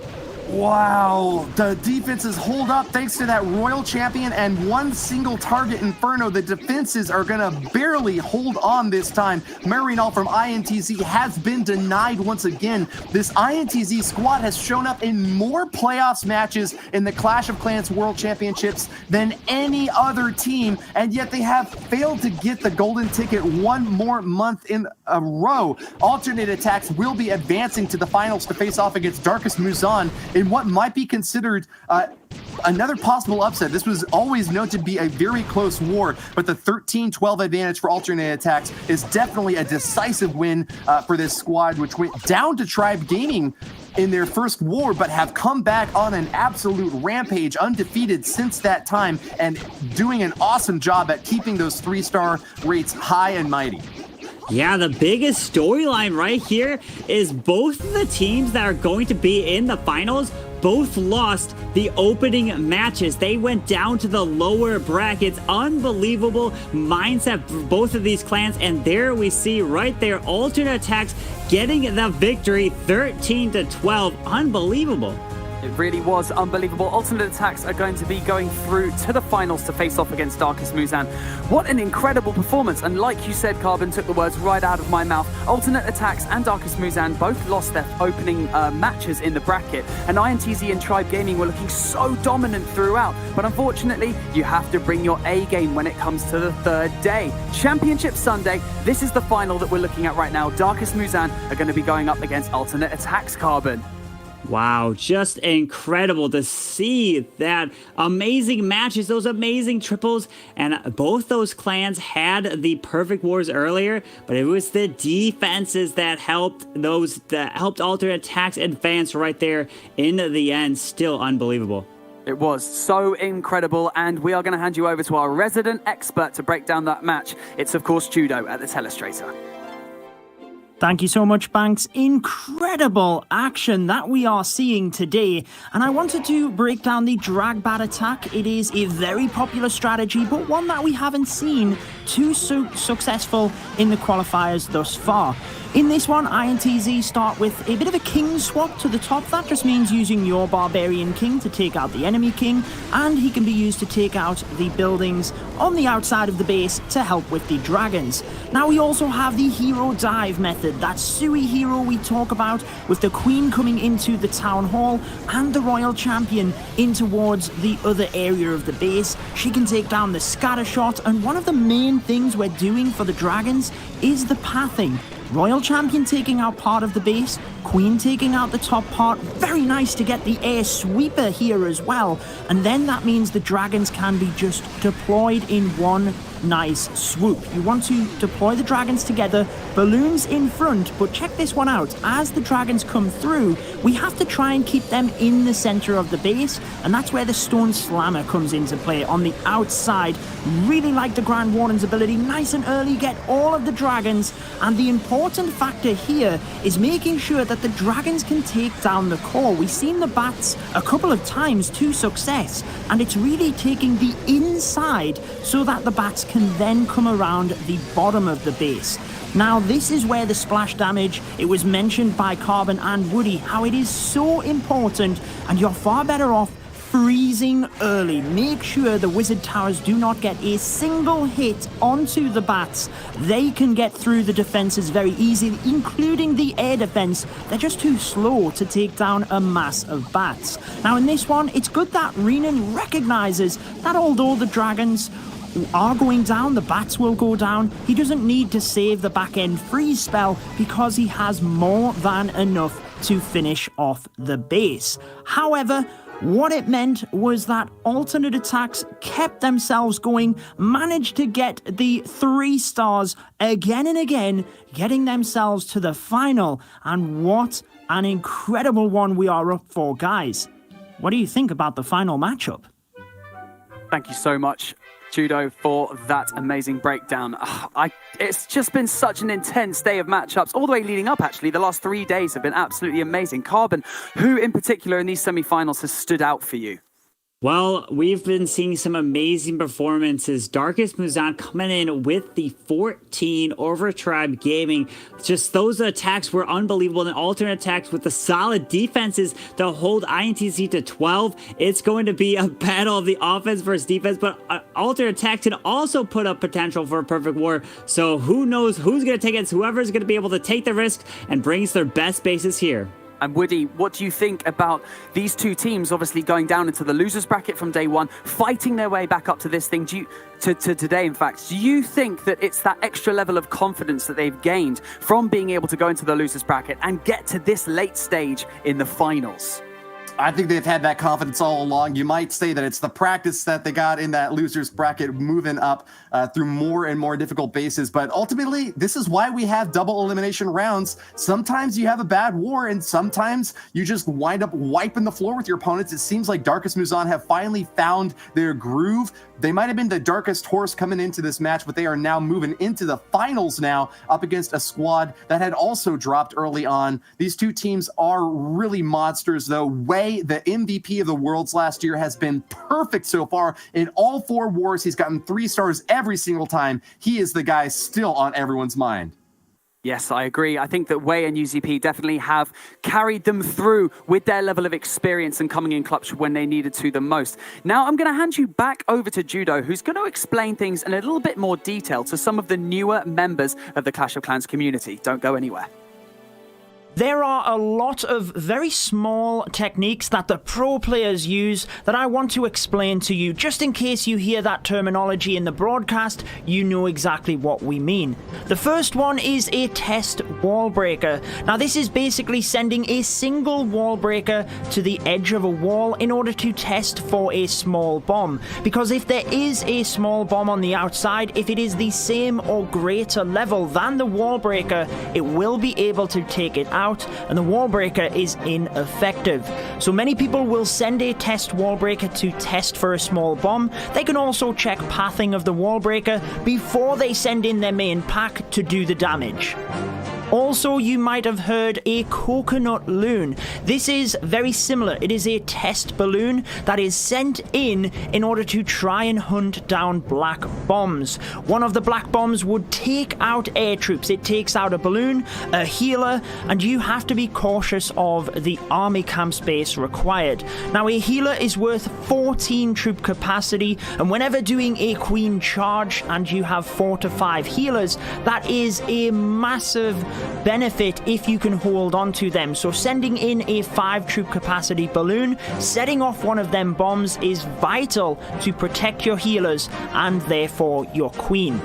You might also hear about cleanup troops. Now this is towards the end of a raid. Whenever an attacker has used defense targeting troops, they have taken out all of the defenses. The defense targeting troops ignore the regular buildings until every single one of them is down. Once they've cleared the defenses, they move to what's known as the trash buildings. These are the storages, the barracks, the army camps, the type of buildings that do not fight back against your troops, and you need some regular troops that attack anything in order to take them out and make sure you do not time fail, which is basically taking out all of the defenses but missing the 3-star by a couple of them trash buildings.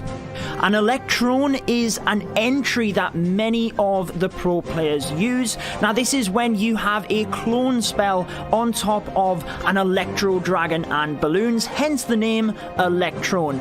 You send these inside a siege machine, and whenever the siege machine pops, you clone balloons to spread out, try and take defenses in that area of the base. Meanwhile, the electro dragon, it can shoot anything and will take down the enemy queen as the primary target. So that is what's known as an electron. We also have the hero dive method, often termed a Sui hero method. Your heroes, whilst they are the strongest and biggest troops in Clash of Clans, they don't always have to be used as your main attack in the center of the base. Often you can use them just to take out a couple of defenses, some key buildings, create pathing, and this can set up an attack very well. Particularly, you might see the Archer Queen or Royal Champion used in this method. Also, what is very important whenever doing a queen walk or queen charge, that is a very popular method because it's so strong. It's a high skill cap but high reward strategy. If you can use rage spells to other benefits, then you can really get the best value. What I mean by that is if you can use a rage spell not just on the healers but on the queen as well, she gets the added damage alongside the healers getting the greater healing effect. But where the pro players really shine is being able to use this in combination with other troops as well. For example, if you are using wall breakers, we discussed the test wall breaker, but if you can combine wall breakers with a rage spell, they will blow up the walls a lot easier, and that means you don't have to use as many troops. Also, the coconut loon, many people will send this through a rage spell in order to make sure that it gets deeper into the base. It has a better chance of setting off the black bombs, particularly if you figure there might be one there, for example, next to an air defense. Also, it might be that you can send hog riders or balloons through the rage spell to perhaps peel off and get a multi-target inferno, which is dangerous to the healers. So you have to think about where you place the rage to get the queen, the healers, and if you plan to send any troops through it for added value. Now, in terms of base building, this can be a really tricky subject within Clash of Clans. It's difficult to really get into the depth that many of the players get to, but first of all, what you need to identify is what you are trying to defend with your base. Ultimately, you cannot defend everything, and what I would say is you want to try and figure out, do you want to defend a 2-star or a 3-star attack? That might sound a little bit confusing in itself, but if you are to try and defend the 2-star, this is putting the town hall in the center of the base, making it really tricky to path the troops to that, known as an anti-2-star base. However, the downfall is if the attacker can crack the pathing of the base, get the troops to the town hall, the defenses are often laid out in a way that makes the 3-star even easier, and that is where the term anti-3-star comes in. It really doesn't matter about the 2 stars. The town hall positioning isn't necessarily important. You're focusing on that as a defense because you're trying to use the defenses in the most appropriate way to defend the 3-star. Now again, this all depends on the strategy you are trying to defend. Often this is in relation to what the meta is within Clash of Clans, the best attack strategies, and we will get to that in a second. The one thing I would say is try and think about what your opponent is likely to use. The best attacks, try and defend against that. If it's an air style attack, you might have your expos to air, you might really protect your air defense well, have them spaced out, but a general rule of thumb is make sure you do not have a limited area of splash damage. You want a good portion of splash around the base because that means you can protect against a wide variety of strategies. Now, tying into that in terms of the best attacks, what we have seen over the previous months within Clash of Clans is a very ground-based meta. We've seen the Yetis and the Yeti smash attack strategy being really successful alongside the Hog Riders and Miners, often termed the hybrid attack.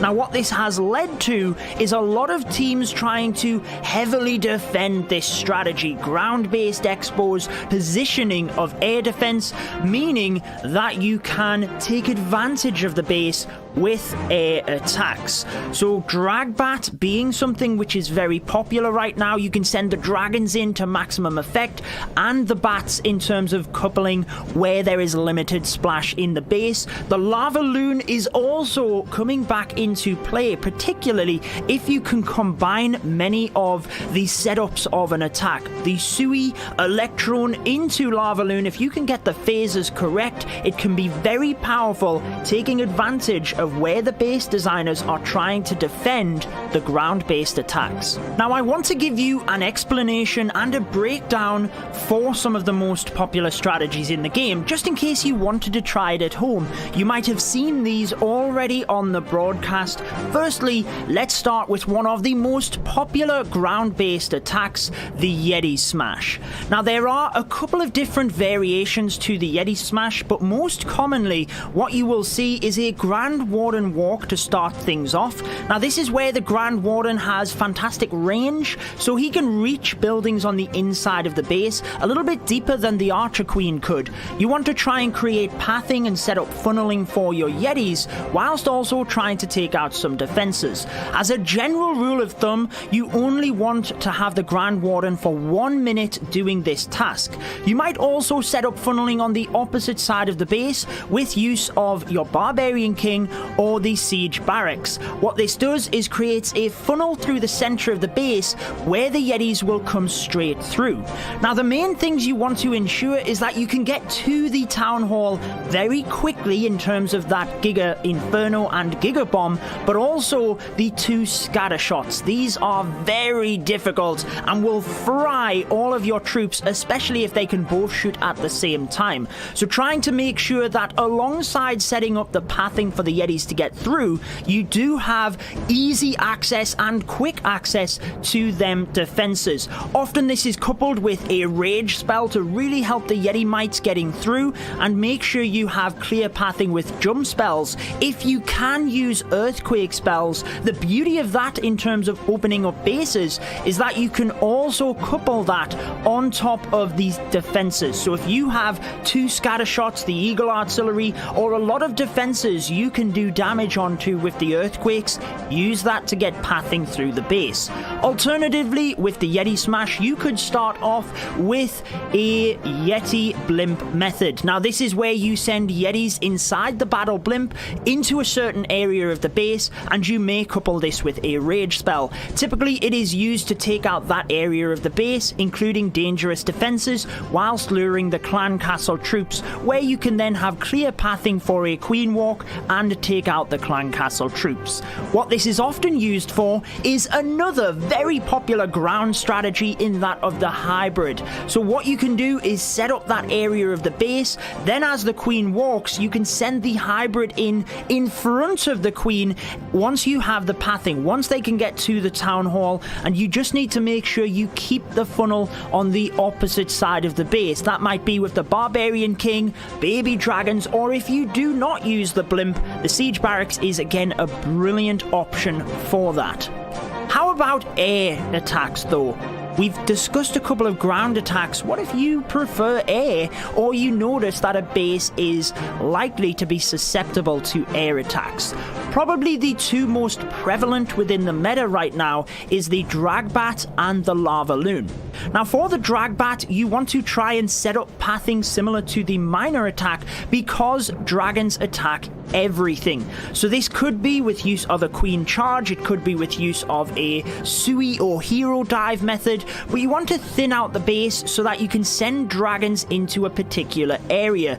You do have to take note of single target infernos, air defense, air sweepers, being able to path the dragons through, and your primary target is the town hall. If the town hall is not easy to get with dragons, you can actually send the battle blimp through this area and use your Grand Warden's ability to hit the battle blimp and the dragons. Then what you are looking for is, once the dragons have taken out the the major splash, your scatter shot, multiple wizard towers, you're sending bats in around the back end of the base. But the main part here is ensuring you get the freeze spell timing down to ensure wizard towers do not wipe out a whole group of bats. Alternatively, if the wizard towers are at the outside of the base, you could use ice golems or anything else to try and distract them in order to help the bats through. The Lava Loon has been incredibly popular from Town Hall 9 and above. However, at Town Hall 13, you have these scatter shots to deal with, and this can be really troublesome, particularly if the defender is clever and can ensure that Lava Hound pathing is out of range of the scatter shot, therefore it locks onto the balloons. Now, the best way around this is to set up phases of the attack.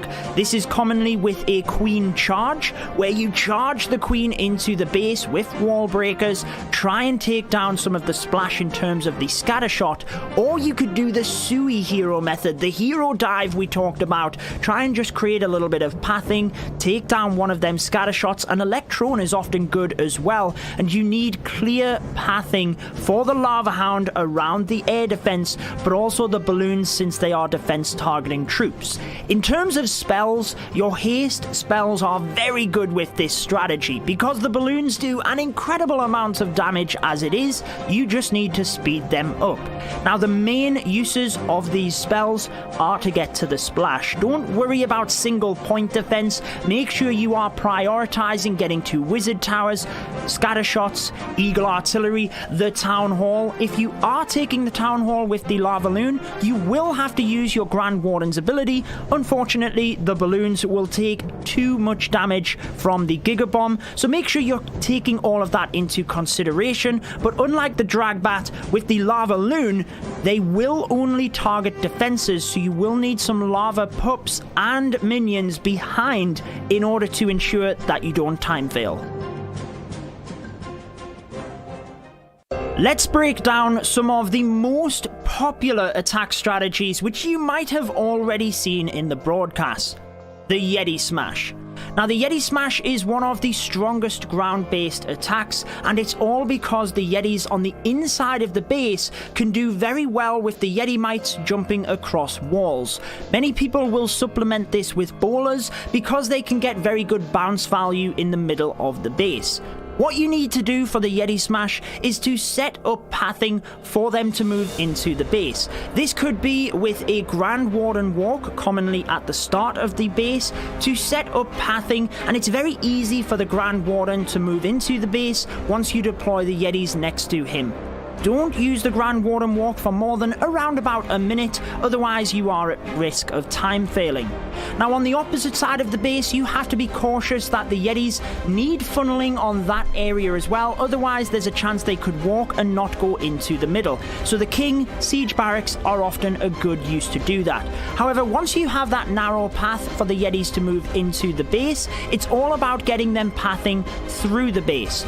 This can be done with either a jump spell or with earthquake spells as well, or a combination of them both. If you are to use earthquake spells, I would try and get good value in terms of the defenses. So if you can deploy the earthquakes to open up an area and they get damage to both scatter shots, potentially the eagle artillery, you would probably want to go with the earthquakes for that added damage. However, when you are in the middle of the base, you really want to try and use rage spells to boost the Yetis, boost the bowlers, because you have to get through the splash damage incredibly quickly in order to protect the troops in the middle.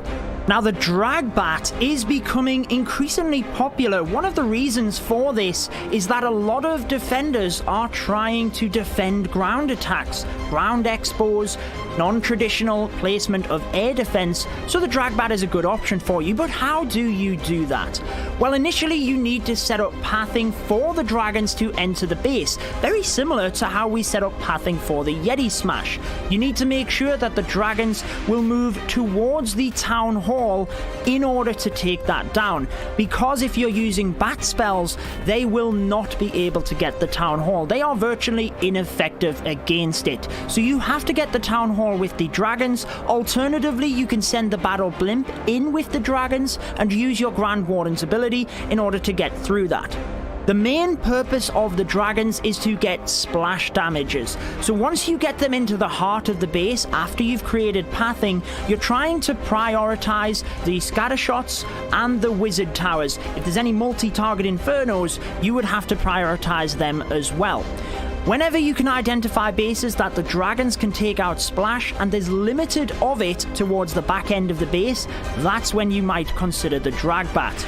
Once the dragons have got in, they take the splash, deploy the bats on the outside of the base, let them gain momentum, and as they reach the splash damages, freeze them with freeze spells. This means that a single wizard tower is not going to wipe out a whole group of your bats. Alternatively, if the wizard tower is at the side of the base, it might be you can send an ice golem in to distract that instead of wasting an entire spell. You might have heard the attack strategy, the hybrid. This is getting the best of both worlds as a ground-based attack in terms of hog riders and miners. Now the reason for combining them is that they will do different things. The hog riders can path straight to the defenses, meanwhile the miners can help to take out the queen, the royal champion, any heroes, and make sure you don't time fail. However, the hog riders are faster than the miners, so typically you will see people sending miners in first with hog riders following up, and for that reason you often see less hog riders and more miners within an attack.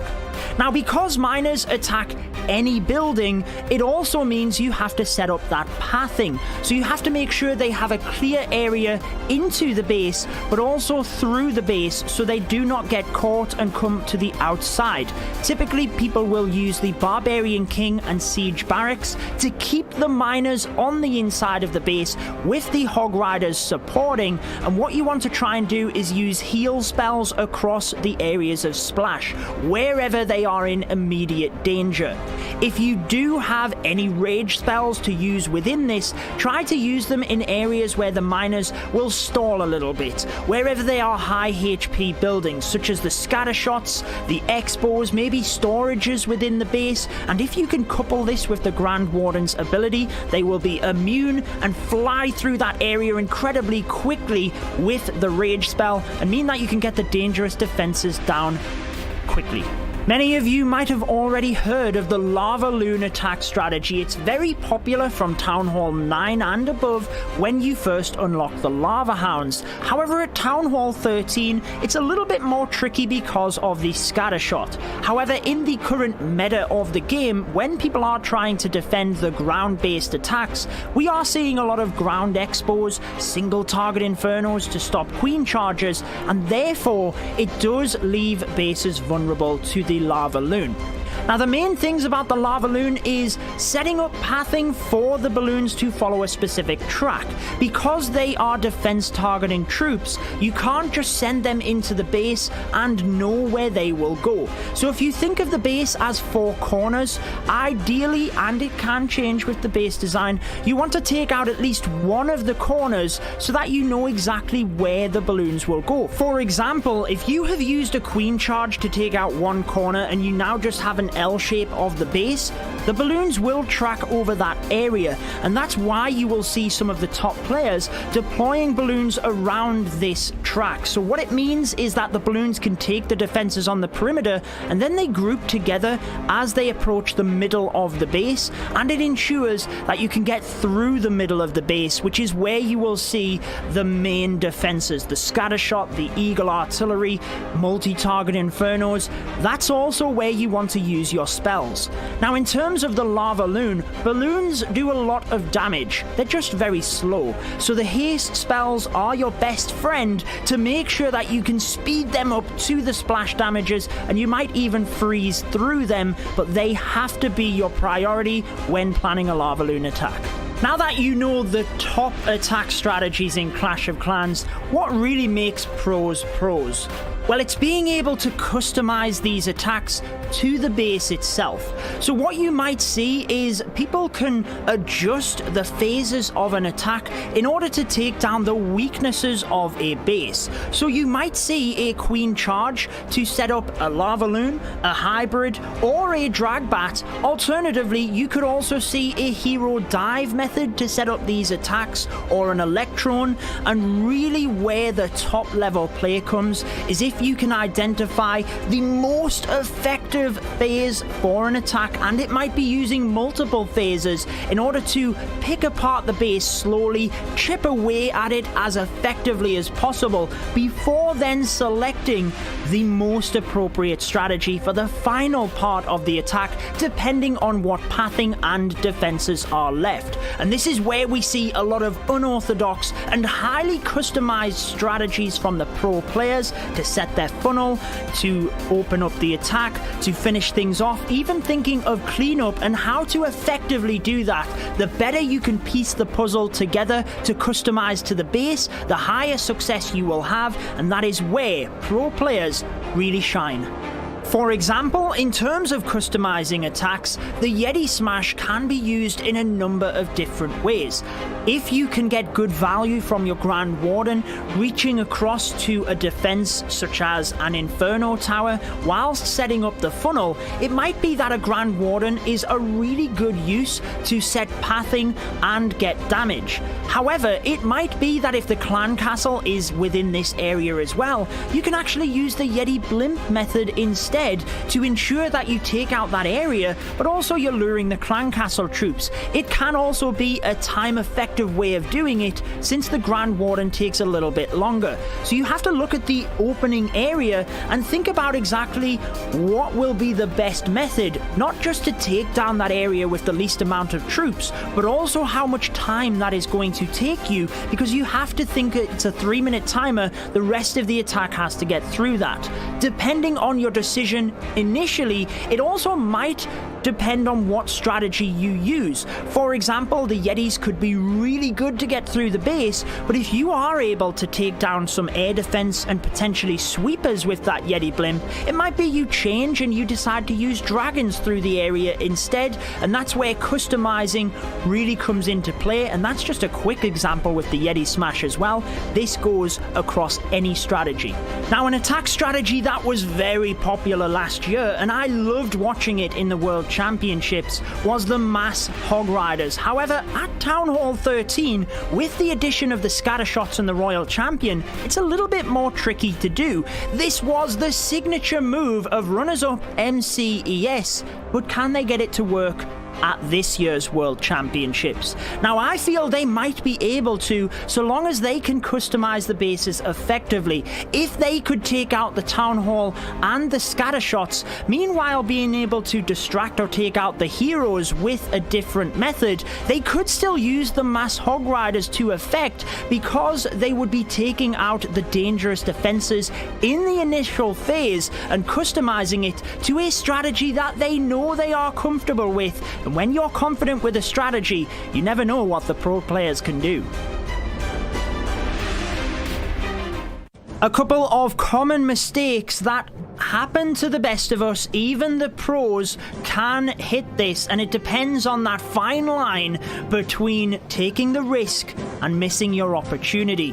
One of the most common is not raging your queen early enough. If you are doing a queen charge or a queen walk, you have to recognize how many point defense will be targeting your queen at any one time, and raging early enough to protect her health. You don't want to wait until her health gets too low, because she might not be able to heal up quick enough, especially if there is a sweeper pushing at your healers as well. It might be that you can use a single spell slot in terms of a freeze to help with this, but you have to try and properly identify how many defenses will be shooting at your queen, so you can think ahead of time of where you are likely to need the spells.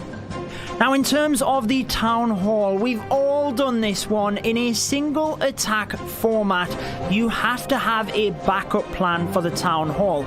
Irrespective of your strategy for the 3-star, if it doesn't quite go right, you need to be able to adjust on the fly, and ultimately getting that 2nd star is vitally important. Sometimes percentage really goes on the back burner and you have to just secure that star. So making sure you have a backup plan, whether that be switching your siege machine to something else, switching where you are attacking from to make sure that your main push can hit that Town Hall, saving the Royal Champion, you just have to have some level of backup plan. And if you take too much of a risk and you don't have a backup plan, you have a much better likelihood of missing the 2-star and really having a big impact on your team when there is only 5 attacks.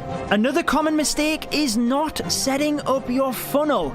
Now, whilst this again can be a thin line between taking the risk to get it right and also making sure you've done it effectively, you have to pre-plan how many troops you need for a particular area.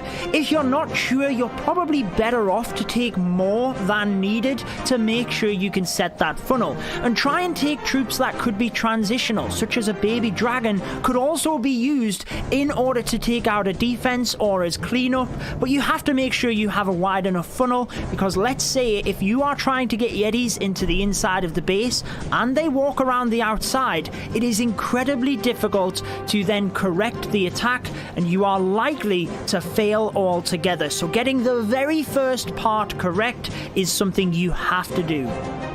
Also, you have to be wary at the complications of the attack. How complex are you making it? Because if you have to focus on your queen, your barbarian king, your hybrid, too many different things at once, you can very easily miss something. Your queen might go down, you might miss a heal spell which was needed on a double giant bomb with the hybrid. So you have to make sure that whenever you're planning your attack, as complex as it might be, you have to be able to focus on different areas. And that's why, whilst you need to phase your attack and make sure you merge them well, you've got to be able to break them down in a way that you can focus on all of the different points and not miss anything. So you've been enjoying the broadcast, you want to get involved with the competitiveness within Clash of Clans. What should you do? Well, my advice would be to ensure you are continuing to practice to perfect your game, but also you need to make sure that you have your team. Your team of 5, you need to surround yourself with people that are like-minded, that have that same drive that you have, and make sure that you are working together as a team. Think about the variety as well. If you all offer the same thing, then it might not be the best to team up. You need to think of trying to surround yourself with people that offer something different to you. Maybe you are an expert at the lava loon. You might want to select someone that's also an expert at the hybrid, or maybe someone that can attack with a variety of strategies. Perhaps you need someone in your team that can help you with plans or help you with base building. You want to try and get a good variety in your team of 5, and then you can sign up via ESL Play to compete to get to the qualifiers. Now, what I would say is make sure you're enjoying this as well. It's incredibly difficult to get to this level and to qualify. It's very unlikely that people will be able to do it on their first time. So you have to be able to keep trying, keep analyzing what you are doing in order to improve, and keep having fun at the end of the day as well. Alternatively, if you have a larger clan family and you can progress with your team up to Champions 1 in-game for the Clan War League, then you need a roster of 15 people, and it's all down to how good you perform that week. If you are the best in the world, your team will be invited and you can select your top 5 players from there. Now we have the final coming up. That is going to finish it off from me in this segment. I hope you have learned a thing or two, but let's send you across to the casters for the all-exciting final matchup. Love a detailed video there, Judo. Definitely educational for all levels of Clash of Clans players, and just goes to show how important the finer details are in your attacks. Now, quickly, Carbon, what is your favorite attack strategy currently? Well, currently it's been always the Suilal that Judo mentioned many times, but with this recent update, is still involving the Lalo, but it's going to be the Zap Lalo, involving the new reworked lightning spells, my absolute favorite at the moment. And Woody, what is your favorite element of the update? Oh, I love the Headhunter. I think that there were so many problems that players were running into going up against bases that had 4 different heroes spread out all across the map. But with the Headhunter now, you finally have a troop that can target directly onto those. Super troops come in at a close second, but we often see only super witches being the only super troop that forms the bulk of an attack. So I gotta say Headhunter is my #1 thing right now. Well, it's almost time for the final. The teams are so close, and it's almost within grabbing distance, that golden ticket. But first, I'm going to hand you over to Judo at the Telestrator, who's going to break down one more of the attacks from the second semi-final. Thank you, Banks. Yes, I thought it would be important to explain the differences between the Yeti Bobat and the Dragbat. I explained the Dragbat that we've seen from INTZ, but we had this fantastic replay from Vale of Alternate Attacks. Starts off with the Yeti Blimp, which I was just explaining, and you have to consider whether to use a rage spell in this segment or not, depending on what you are trying to get. The Grand Warden can then set up pathing to allow the rest of the troops in. But why does he use the Yetis? Well, as Carbon was mentioning with the hybrid, sometimes it's personal preference, but at this level, the guys can do everything.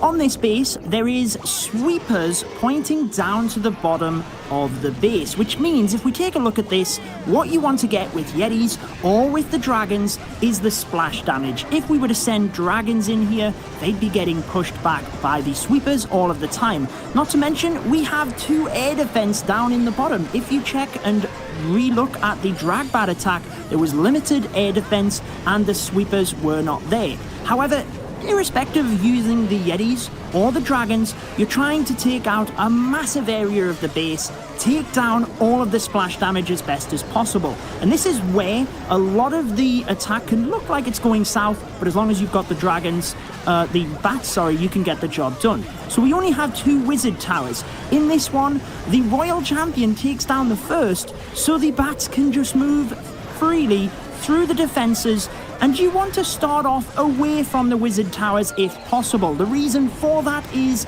if they do happen to go down, you have a little bit of a lifeline that there's not as much left, but also the bats gain so much more momentum because they continue to spawn, so you've got a better chance of hitting the wizard towers and taking them down quickly. Now, before we get into the incredible final, I cannot wait. Let's take a quick look at the recap from last year's grand final.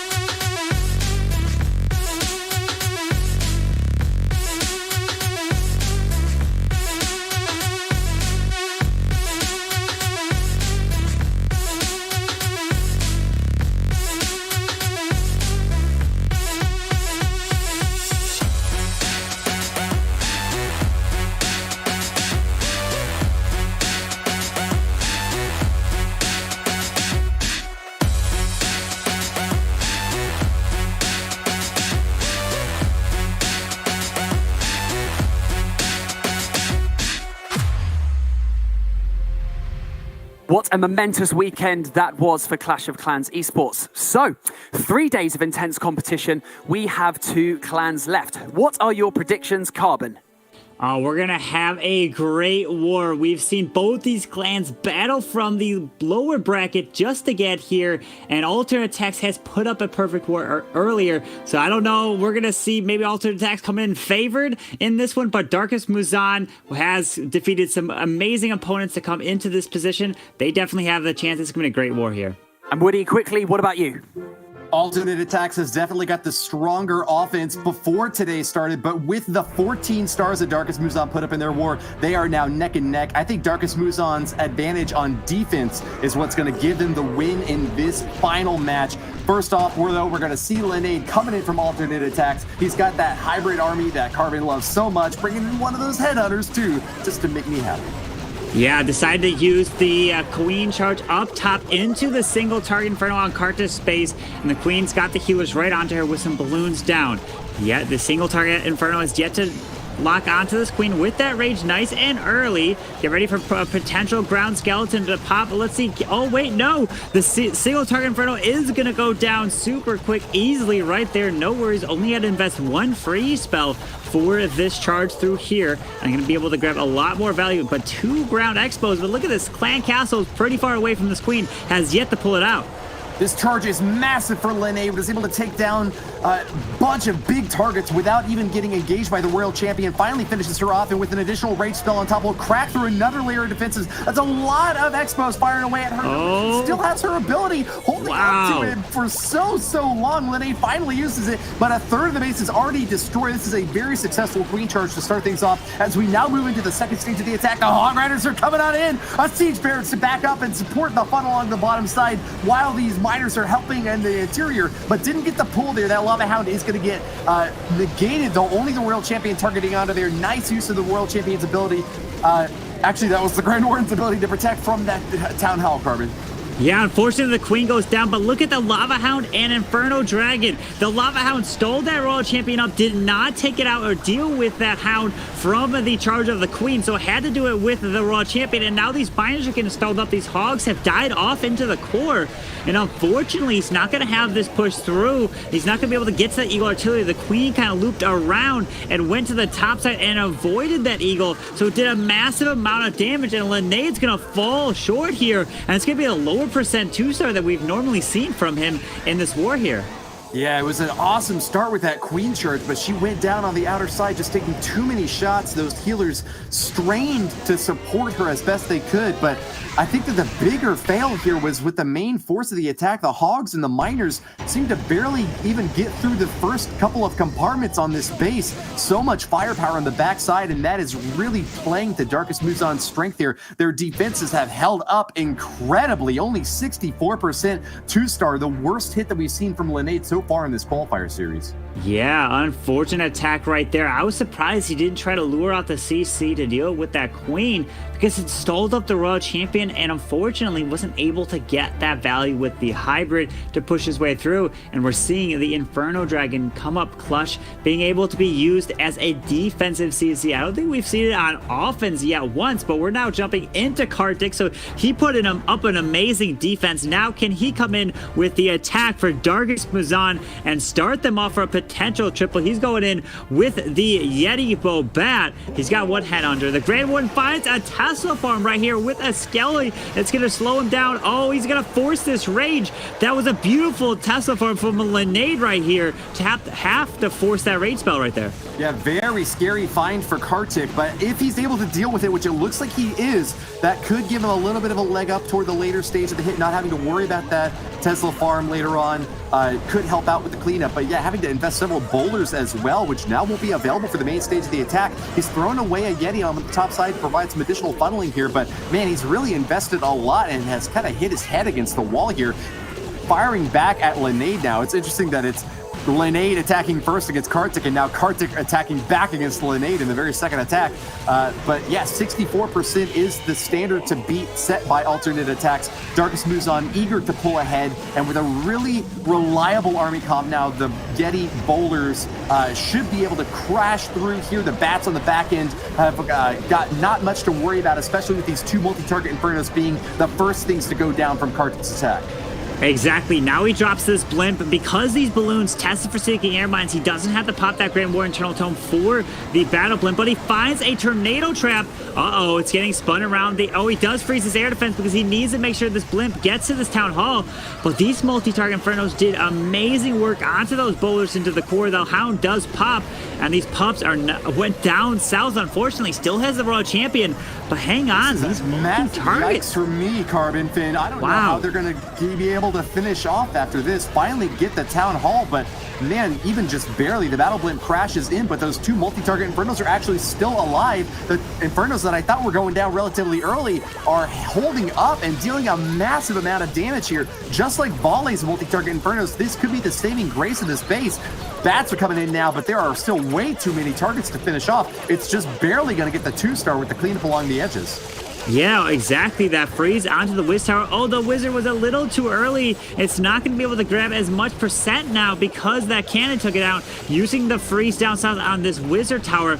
But those multi-target Infernos, the healers did not transfer off. Normally, setting Yetis into multis with healers on them is a really good call to keep them alive, no worries. But in here, that was a massive amount of damage. Unfortunately, Kartik's going to fall very short, but he is going to just edge out on percentage over Linnade's first attack. So Darkest Muzan will have the advantage, but it's not much. You would think that that low percentage from alternate attacks would give Darkest Muzan the opportunity to step up, but it's still going to be anyone's war at this moment. That's right, a slim lead for Darkest Muzan. And remember, though, these clans are preparing during a very short period of time. While we enjoyed that brilliant commentary from Judoslav, they were hard at work trying to figure out the best ways to deconstruct these bases. A little bit of an advantage for Darkest Muzan, but definitely not falling up, rising up to the task, rather, of what we had expected from them so far, Banks. Darkest Muzan and alternate attacks off to a slow start in our final. Definitely not something that we were expecting. Maybe nerves have got slightly the better of them. I'm not entirely sure. Let's take a quick look at this replay, Carbon, from Kartik. Yeah, this is a beautiful use of the Warden ability for the wall breakers, but the problem is he decided to go with sneaky goblins, and that Warden ability probably might have just been a little bit too early. That multi-target Inferno and all that damage into the core, if he saved the Warden for that section, maybe he would have been able to push his way through the base and get a little bit more value. But now we're going to be jumping straight into the very next attack from Alter Attacks. It's going to be Vale, and he's coming in with the Drag Bat. Drops the Baby Dragon up top, does have that super wall breaker, trying to get his queen to go for this air defense in the second layer, with the Royal Champion going for the other side air defense. And take note, we do see a multi-target next to the clan castle all the way in the core with two sweepers there as well. Let's see if he can get some nice values, and he still has, unless he switches it, he's got that Stone Slammer, Woody. Sure does, and we've seen this Dragbat successful before. 11 dragons is nothing to sneeze at, and really difficult to get the 3-star, but against very certain bases it has been done, and it has been done quite recently in this qualifier as well. Volley's going to be coming in from the very top side of the space, has got a slammer, as you mentioned. That can be maybe switched out to a battle balloon if he feels like there's a problem that he has to go for the town hall later for, but this is actually a pretty good tornado trap for Volley. It's going to come down relatively early in this raid, and it won't mess up those dragons down on the backside, but they've got a really clean path straight for the town hall right now. They're getting burnt out by this Inferno, but have taken it down relatively quickly, and with another few free spells available to them, I expect to see those coming out to protect against the massive firepower from this Giga Inferno, or maybe from the single target Infernos on the backside. Grand Warden Eternal Tome will protect all of the left side dragons, but misses the one over on the right. That's going to really split up this attack and make it difficult to get the 3-star, Carbon. Yeah, thank goodness he sent the blimp to go for the town hall, because the dragon just split all the way around. Look at the bats being used right on top of the scatter shot, not needing to use the freeze because of that small circle. Drops the freeze perfectly on the bottom wizard tower, but these dragons have died off. It was a perfect, like, unbelievable funnel, but the dragons split in different directions, and unfortunately this one is looking like another defense for Darkest Muzan. Something I think that Volley didn't count on was the CC troops coming out of that blimp after the Grand Warden ability had already been used. And so because the blimp reached the town hall, dropped the troops, they actually all died when the town hall went down because they weren't protected by that Eternal Tome. Volley getting actually the highest overall damage percentage that we've seen from any attack so far, and enough to catch back up to Darkest Muzan, but still another hit on board and yet another miss. No 3-star from either squad yet. The finals have really been shaken up. Both teams, the defense is just holding really strong here so far, Carbon. I think it has a lot to do with the nerves here, trying in the very first qualifiers, and who is going to be the very first one to get that triple for their team. I can't see this going to the 10-10. This has got to be at least 2 triples, at least from one of the teams here, maybe 12-12. And will we see potential for alternate attacks and come back with more, like, 3 more to wrap it up with triples, but still, we're gonna have to see some really solid defenses so far. Maybe they saw their bases getting hit in the previous war, switch up some traps and go with that. But Volley's Dragon split in all these different in 2 different directions there. Thank goodness he sent that blimp to go straight for that Town Hall, saved that one there. But yeah, unfortunately lost that momentum push. There was a lot of damage on the backside.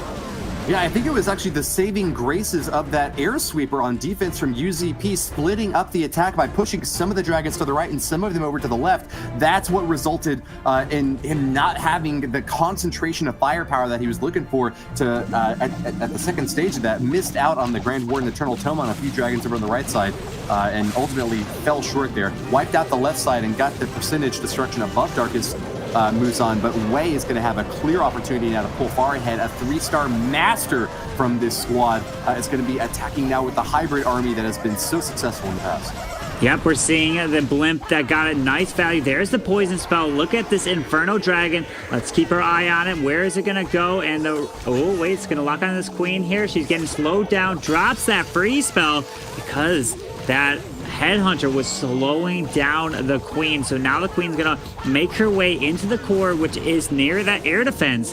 And then we're gonna see the potential king on the other side for the Town Hall, or the king could even just grab the Town Hall on the outside and send the hybrid somewhere else. But this queen does, oh wait, it does have 1 super wall breaker. It's gonna come down to the value that Wei can get with that queen there, Woody. It's been atypical to put the Town Hall all the way outside the walls. Usually when you want to make your opponents at least sweat a little bit in their attempt to take it down, but that's going to be a really easy target for Wei now, who's instead going to have to worry a bit more about this Eagle artillery on the back end, super far away from the rest of this base, and going to be really hard to get to. Spread out scatter shots along the interior as well are scary, and an Archer Queen still looking healthy on the bottom left side. That's going to be quite difficult to reach. Wei's going to rage up his Archer Queen, but that's going to force out the ability as she takes down that single target Inferno and makes her way to the rest of the defenses. Defending Archer Queen hasn't engaged yet, and the attacking Archer Queen has lost her ability. That's going to be a big hit for her. She tries to move through the space with healers that are taking so much firepower from that scatter shot, Carbon. Yeah, those healers were getting whacked by the scatter shot as they were going right by. The queen already burned her ability. She's getting stuck on the wall. Unfortunately, the hybrids moving their way through. The Eagle artillery is still standing up on the backside of this base. Drops the heal. Royal Champion's got her ability. Well, no, the queen just goes down now. Is he going to have just enough? The enemy king is going to do some massive work on defense to stall these troops up, but he needs to push his way through. Oh, the scatter shot is not locking onto the large group. It's locking onto the Royal Champion of all the troops here. That's good luck for Wei, but still a lot of damage has been dealt against these Hog Riders from splash damage structures all over the space. The Bomb Tower and Wizard Tower is still standing strong. The Scatter Shot's going to retarget out into the Hogs and finish the rest of them off. This base didn't hold up too well, but hey, it's still standing. The bulk of the attack is now down. Wei is fast approaching that 90% mark, but there's just too little for the cleanup along the outer edges. And I think that Boom's defense is going to be able to barely hold on. Still no triples for either squad here, Carbon Finn.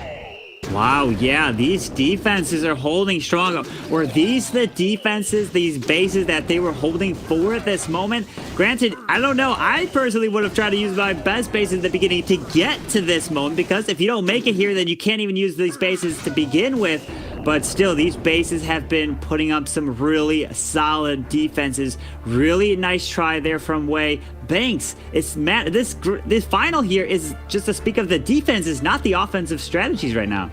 Exactly, a 92% 2-star from Wei. A really good start. Obviously, we've still yet to see that first triple, but yes, like you mentioned, Carbon, it is the base building and the defenses that are holding up at the moment and that are really standing proud and keeping both of these teams still in the race. It is still anyone's match, Woody. You know, I called before the match that Darkest Muzan have got the stronger defenses, but I didn't imagine that it would be 4 attacks and 2 stars all the way around for these guys. Maybe JoJo is going to be the first one to be able to turn up the heat and get that triple. He's brought 3 Lava Hounds and 28 balloons to this aerial assault. No healers to back up a queen charge in this one. Instead, going to be zapping down the middle of this base, taking out the clan castle and a few of the surrounding buildings here. Now goes to the main attack up at the top side. Ice Golem to block for a couple of the heroes, and even a Valkyrie in there to swing her axe around and deal some damage to those defenses. Catches a couple of the Teslas on the top side. That's going to be a good catch for JoJo early on, despite the fact that it's going to cause a little bit of trouble for his funnel. He's going to drop his Royal Champion and expect to see the Archer Queen coming in soon after to support the remainder of this attack on the top side to deal with that Town Hall. Yeah, we're gonna have to see if he's able to end up getting to this town hall there and path this queen potentially there. The king is working on the royal champion. The enemy king is still standing over there. Will this queen go here? He does have one barbarian, which I'm gonna be interested. Oh wait, it is a corner. Which he can drop. Yeah, the queen is gonna go straight for this town hall. Beautiful final set. And now that he got the scatter shot, he got both sweepers. And look at this, the other scatter shot is gone. If I'm looking here, there is no scatter shot left in the space. The Stone Slammer's coming down south. He can fly around with no sweeper. This is looking really solid. Jojo starts the attack from the right side corner, sent in the Grand Warden to bolster this balloon army. One of those lava hounds is getting burnt to a crisp by the Inferno Tower, but barely makes it to the other side. That means that all of those pups are going to be splashing down to the bottom. At the same time, both of the lava hound pups have now exploded. There's a dragon now going to back up the rest of this push as the Stone Slammer has gone down, firing away at that Archer Queen. Is it going to be enough to kill her? That's a Grand Warden. Eternal Tome captures the dragon, and that's enough to keep it alive. The Archer Queen goes down, and Jojo's on a rampage, sending the balloons to the left side corner. There's no more splash damage structures that can stop him. I think we finally found our first 3-star, Carbon. Woody, we finally did. Yo-Yo coming in with a beautiful Lalo attack. Look at the value that he got flying around here. Dragon still cleaning up. A million loons still going through with over a minute left in this attack. The first 3-star of the grand finals going to alternate attacks. Beautiful job. So much value with the lightning, with the Sui of the heroes. Got the town hall and just flew around the space. Perfectly executed for alternate attacks, and now they have the advantage and the pressure is put onto Darkest Muzan. Jojo is a running riot. This guy cannot be underestimated. Look at the skill, waiting for the perfect moment to get that Grand Warden Eternal Tome off, protecting all of these troops and getting them raged up as well. Right on target with a perfect plan and the flawless execution. The spread on these balloons has got to be mentioned as well, grabbing that last remaining Inferno Tower from the top side of the base while the bulk of the force moved along the bottom side. And yeah, as you mentioned earlier, without the scatter shots to defend that base, there was nothing to stop those balloons from flying high. Yeah, absolutely. And now we have UZP coming in, and we have a Sui Lalo, but, well, we actually have 2 E-Drags. So this might be closer to charging E-Drags into the Eagle, the Queen. Is this kind of a little bit of an E-Drag push into the base into a back end Lalo? Let's see, normally I've been seeing some of this. I think this is the first time. I think I used to call or read. I haven't seen it for like forever at Town Hall 13, like the Yolotro, which uses like a clone spell and things like that. And yeah, it looks like we have an E-Drag. Usually you will send an E-Drag, the Stone Slammer, to charge in to get value because the enemy royal champion and the queen are standing right next to each other here. UZP a bit late on his Barbarian King ability, let him get burnt up by that Inferno Tower, and that's going to miss out on quite a bit of the early stage funnel here. But nonetheless, the Archer Queen is going to come in to be able to finish the job, pops it down before we get the big hit. Moving in now, 2 Electro Dragons to assist the backside Stone Slammer here. They're targeting that Eagle Artillery and need to take it down because it can dish out a ton of damage to those balloons. Big target though right next to that scatter shot is going to go down relatively early in this raid. Can they also finish off these 2 Royal Champion and Archer Queen heroes, Carbon? He lost one of the E-Drags to the bottom side, unfortunately, and that's going to be massive because now the enemy Royal Champion and the Queen are still up in the core. He needs his E-Drag to skip onto them. No, but the Air Skellies are absorbing the shots here. Needs his E-Drag. Yes, the E-Drag shot gets those heroes down, Woody. Wow. Electricity from the skies, lightning like Thor's hammer pounding down on this base. Jojo might have just gotten a 3-star, but he might be 3-starred on his own. Use the headhunter falling forward onto this town hall now with balloons all over the place, protected by a Grand Warden's Eternal Tome. Drop the bomb and the town hall is finished, but will that protect long enough to protect the bomb? No! The bomb goes off, and once again, a big hit that seemed destined for 3 stars has taken a massive setback. Oh my gosh, Woody, the headhunters came out of that defending clan castle and forced that warden ability to pop super early, so we lost the perfect timing on it, and then those loons took massive amount of damage over the town hall, and he was not able to take it down. Wow, he lost all those balloons and those headhunters. If you are thinking you definitely want to use them now when you're defending Clan Castle, Woody, it was just that small thing, but he was able to get a lot of value, and he lost one of the E-Drugs on the outside there. He wasn't able to get more chain value, and that's going to be another defense banks for alternate attacks. That is exactly what alternate attacks were looking for. UZP had the opportunity to bring back a 3-star, and then they would have had the percentage difference in their favor. However, by only being able to clutch up that amount of percentage, all he needed was above 81% to put Darkest Muzan in the lead. However, alternate attacks take the lead. It is still anyone's game. If the Electro Dragon had just been able to take down that air sweeper, or if the second Electro Dragon had gone toward that queen instead of looping around to the outside, then that middle of the base would have been absolutely gutted. The attack looked really good besides that. That main force pathing over the town hall and just a slightly early Grand Warden ability was ultimately what resulted in the fail, though, in my opinion.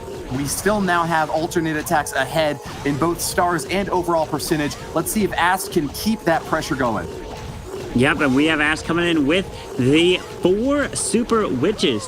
This is I don't even know, Woody, did we see any Super Witches coming from alternate attacks at all in here in the qualifiers? We've seen the other clans come in with a handful of Super Witches, not too many, but this, I don't know if this is the first time with these Super Witches here for alternate attacks, but they're coming in, 4 of them with 2 jump spells to go into the base and dropping all the Super Witches.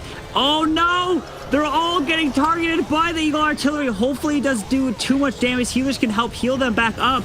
Pops that ability right in the beginning, and out comes that Clan Castle.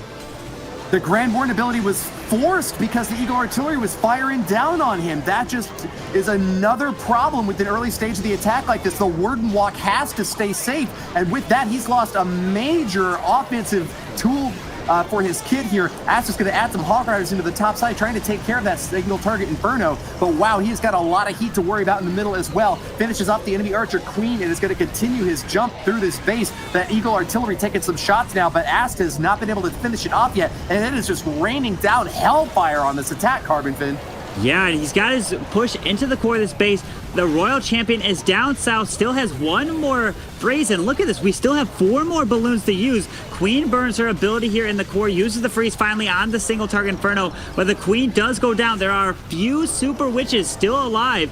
These big boys are tanking quite a bit. Pops the Royal Champion ability, down goes the single.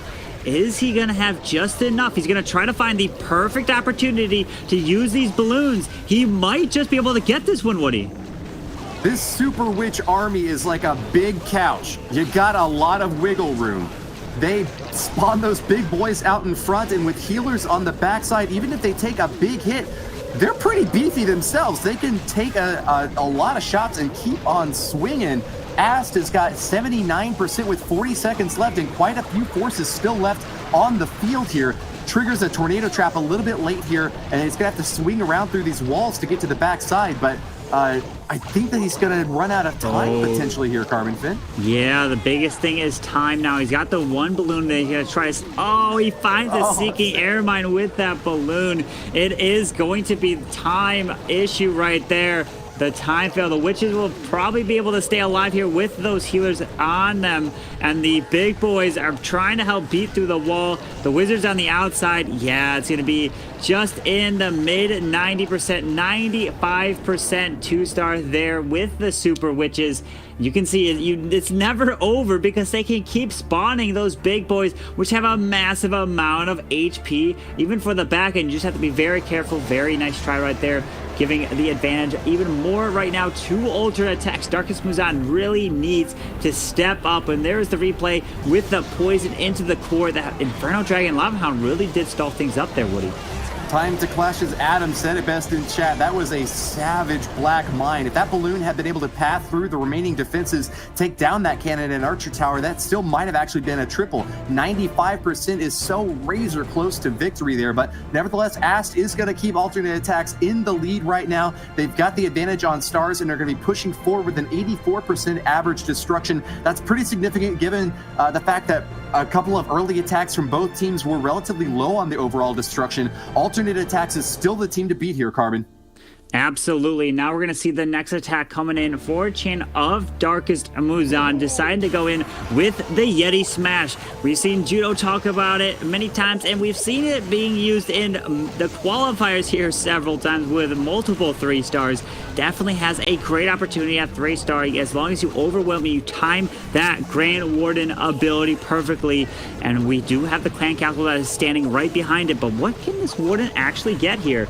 Is he going to try to charge this Warden deeper and grab that? Wait a second. Oh, he does pull out the Headhunters. Wait a second. He has to drop that rage. He needs to take them down. The Warden's getting slowed down. He is using the... Oh, he had to use a freeze spell there. Look at that.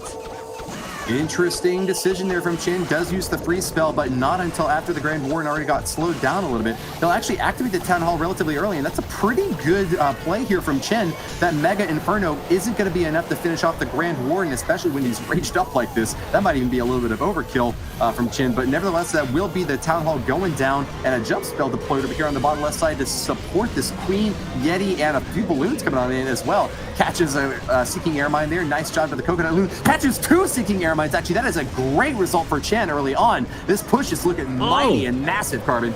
Another Seeking Air Mine right there with the balloon. The King still got his ability. Pops it finally. Out comes the Lava Hound. And some of the goblins going to find the Tornado Trap. Pushing his way. Pops the Grand War Internal Tome into the core of this base. There is the jump. Does deploy a late wizard here to join up in the middle, but the Royal Champion is coming down trying to be behind these hogs, but she's getting targeted right now by that Archer Tower. Probably wanted to be able to save her health a little bit more. No more spells. It's going to come down to the timing of the Queen and Royal Champ ability. Woody, is he going to be able to have enough push to the backside of this? I don't know. Well, 2 multi-target Infernos are going to be hard to deal with. The Royal Champion deals with one of them. She still has her ability, and so does the Archer Queen. That's going to be a lot of firepower on the backside. Take a look at that topside Expo, though. It's set to ground. It can deal a ton of damage. There's nothing really that can focus fire it out except for this last remaining Yeti. Can it get the job done and smack it away? And I think it will with that Expo down. We just have a lot of long-range troops that are left, but not a whole lot of time to get the cleanup down. We have a couple of healers on the top side that are trying their best to keep this Yeti in play, but as he goes down, they're going to have to swap back off to the Queen.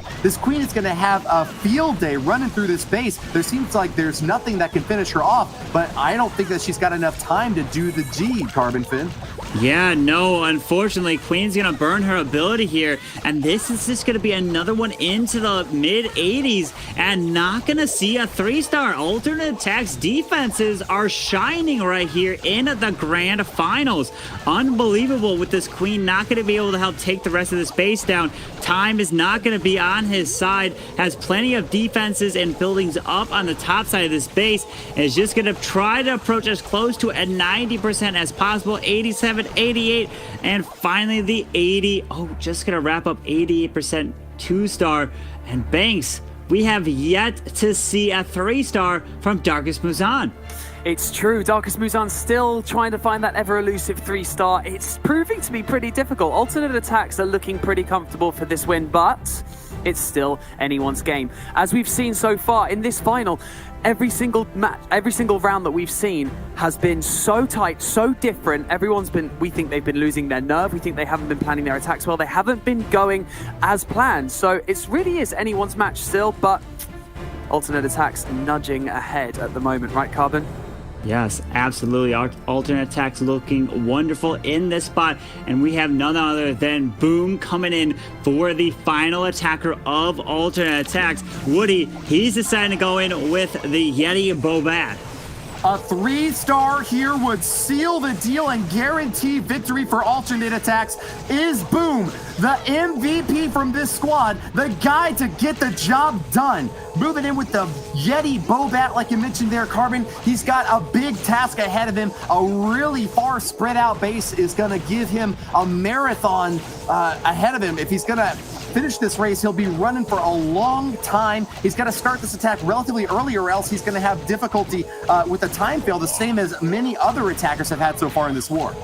Yeah, absolutely. The Grand Warden going to be used on the outside. We're talking about time. Needs to pull this Grand Warden away from the single target Inferno. Drop into boulders. Finally gets pulled over to the left side here. The King does have his ability. He's going to charge his way straight into the middle of the space here. And out comes the Clan Castle. Oh, look at this. We're going to see the blimp. He's going to try to time it. He pops the Grand Warden Shuttle Tome. Hopefully this blimp can make it. Is it a little too early? Doesn't find any of the traps just yet. Still pushing his way to the Town Hall. And the boulders could be able to jump into the core if he's got any. Yep, there it is. And the Town Hall's looking to go down.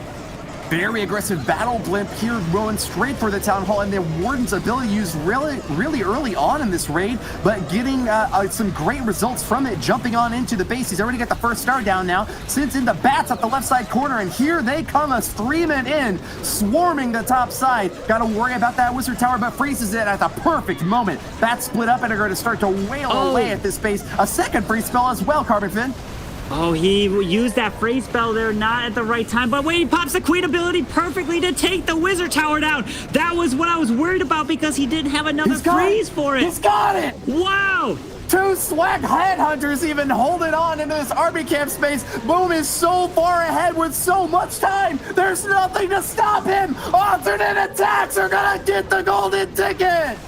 Wow, Boom coming in, pops that Queen ability to be sure to take down that Wizard Tower. And the Yeti Bobat, look, he's gonna swag these two headhunters, doesn't even need them. Beautiful job with the pressure on the line, going to clutch it up for alternate attacks. Unbelievable with everything there. Boom is the one to get it done.